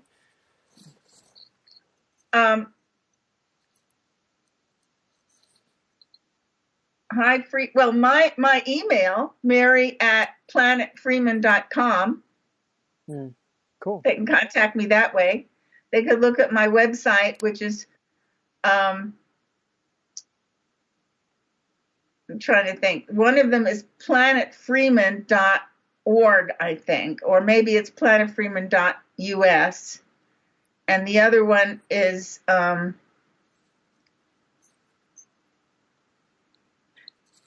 I'll put links to them. But why do you have two? One was for ethics. The one for ethics is highintegrityliving.com, highintegrityliving.org, highintegrityliving.org. That's the one for ethics. And then the other one is just for Scientology. All right. Yeah, well, I'll put both in. Okay. Yeah, I'll put both in. Do you not promote the website a lot or something? I don't. I mean, I tell people to go and look at my website for when they want my ethics program. I tell them to go look at highintegrityliving.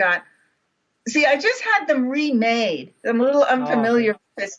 They changed the name and they changed the thing. So it's kind of new the way it was recreated recently. This just before this year, or just in January actually.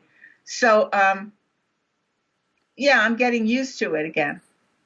All right. Sweet. Yeah. Okay. Great. Well, all thank right. you very much. It was really fun meeting with you. Good talking to you. All right, so that's it for the interview with Mary Freeman. I hope you liked it. We're going to end off, but before we end off, I've got to end off with a quote, an LRH quote. So we'll end off with an LRH quote. And it is, you ready for it? Man suspects all offers of help. He has often been betrayed, his confidence shattered. Too frequently he has given his trust and been betrayed. LRH. Yeah. That's why when you offer help, he's a little bit worrying. He doesn't trust. People don't trust anything. I think it's, we've sort of got like a corrupt modern society, and these corrupt corporations that are in control, and they lie quite a lot. And but because they're in a position of power and they've got the great spots on the shelves at the shops, and they've made sure that only petrol cars can be used. They have made it so they're just in this dominant position and stuff, and so they can just bull crap to people, and they can put, diet this on their packages and stuff, and it's just bull crap. They've got like a Heart Foundation tick on some box of food, and it's just a bunch of rubbish. The Heart Foundation tick isn't good. And it's just all dodgy. But there's just so many dodgy things, so you get used to just not trusting or being suspicious of everything. So then when someone comes along and says, hey, try Scientology, and especially since they've seen a hit piece on it in the mainstream media or something, then they think, oh, this is definitely going to be bullshit, and they don't think it's any good. And that's pretty much what I sort of thought stuff like this when I first came into Scientology. I said, I'd tried other things to to improve or something like that. And I said, this probably isn't going to work, like a 90% chance it's not going to work, but because I'm not aberrated and I'm not just aberrated, I don't know why other people don't have this ability that I have, but I looked at it and I said, yeah, but I can't say for sure that it's not going to work. I said, there still is a chance that it can work. I was just like, it's very unlikely to work, but, it should. Like, there's not much of a chance it is working, but I can't say for sure that it's not going to work. So it's $20. I'll buy the DVD and I'll watch it. That's what they were recommending me. So then I watched the DVD and I was like, wow, that was actually good. And I was surprised. I was like, see, down is up, left is right. It was like, whoa, this is actually a good DVD, good information about the mind. But other people aren't like that. They don't have that ability to have reason. They'll say something like, yes, Andy, I know I'm not 100% I can't say that I'm 100% sure that won't work, but it really won't work, And they go, I'm not really an atheist, Like, I can't say 100% sure that God doesn't exist, but it's very, very, very unlikely to exist. And the truth is that they're saying, yeah, I'm not 100% sure, but it means bullshit. They're actually 100% sure if you talk to them, especially people who are very surfacky and one-money type people. They pretty much are 100% sure. So when they go to do Scientology, they don't. When I say this probably isn't going to work and it's unlikely to work, but I'm going to give it a go because I can't say for sure. When they say, yeah, I can't say for sure, they really mean that they're just lying. They actually think for sure that it won't work. So they go and they try Scientology with this smug little look on their face, and they're just like these little low-tone runts or whatever, and they don't think it will work at all. Like, they're certain without the evidence. See? I have the ability to be scientific and look into things because I'm not certain. And these are the same sort of people when you say to them, hey, the like UFOs with aliens and stuff, they go, no, that's ridiculous. And then they'll say, okay, Andy, I can't say with 100% certainty that aliens don't exist, but it's very, very unlikely to exist or whatever. And they're basically admitting that they're actually 100% sure that UFOs don't exist. So then they never look for them. And whenever they see a documentary on it or whatever, or anyone talking about it, they just think it's totally ridiculous. And the same with Scientology. They just think it's totally ridiculous. So they never find out about it. And anyway, so it's just some people just don't have the ability to be scientific. They cannot. I know a person who's excellent at maths, has a very high IQ, but the truth is that because he's got this surfacky attitude and this unscientific attitude where he is 100% sure when he actually isn't 100% sure, which is just aberration, if you want to ask me, he can't look into any of these areas and can't find out any truths into any of these areas, because whenever anyone starts talking about aliens or anyone from universal medicine starts talking about hand chakras or whatever, they're 100% sure that it's ridiculous. Like, that is just utter rubbish and stuff. And the truth of it is that they're aberrated, yes, but it's apparently overt. It's overt that's put them into this condition where they cannot be scientific and rational and can't investigate things and stuff. Because apparently that's just how it is. They've committed overts, and then after that, they've gobbled up false data to justify their overts. So they don't want to ever say that, let's say, reincarnation exists. They don't ever want to say that because, that will flare up some of the overts that they've committed on people on the whole track. But that's just one thing. If you ever want to look for someone who has just gobbled up false data, because I always thought this for years. I always thought, why just some people just gobbled up false data? It's just like they're just like full of it. Like they lean towards believing it, and they can't. I mean, I know someone who's seen a ghost, and even after seeing a ghost, I haven't even seen a ghost, by the way. I've just heard heard them pretty much, like move shit and stuff. I saw a ghost move. I didn't see a ghost, but I saw something move from a ghost, which was pretty cool. But this person doesn't really believe in ghosts. He said that it could be some glitch in the universe or something of what he saw, which was an interesting argument, actually. Or some sort of time travel or something, which would be interesting.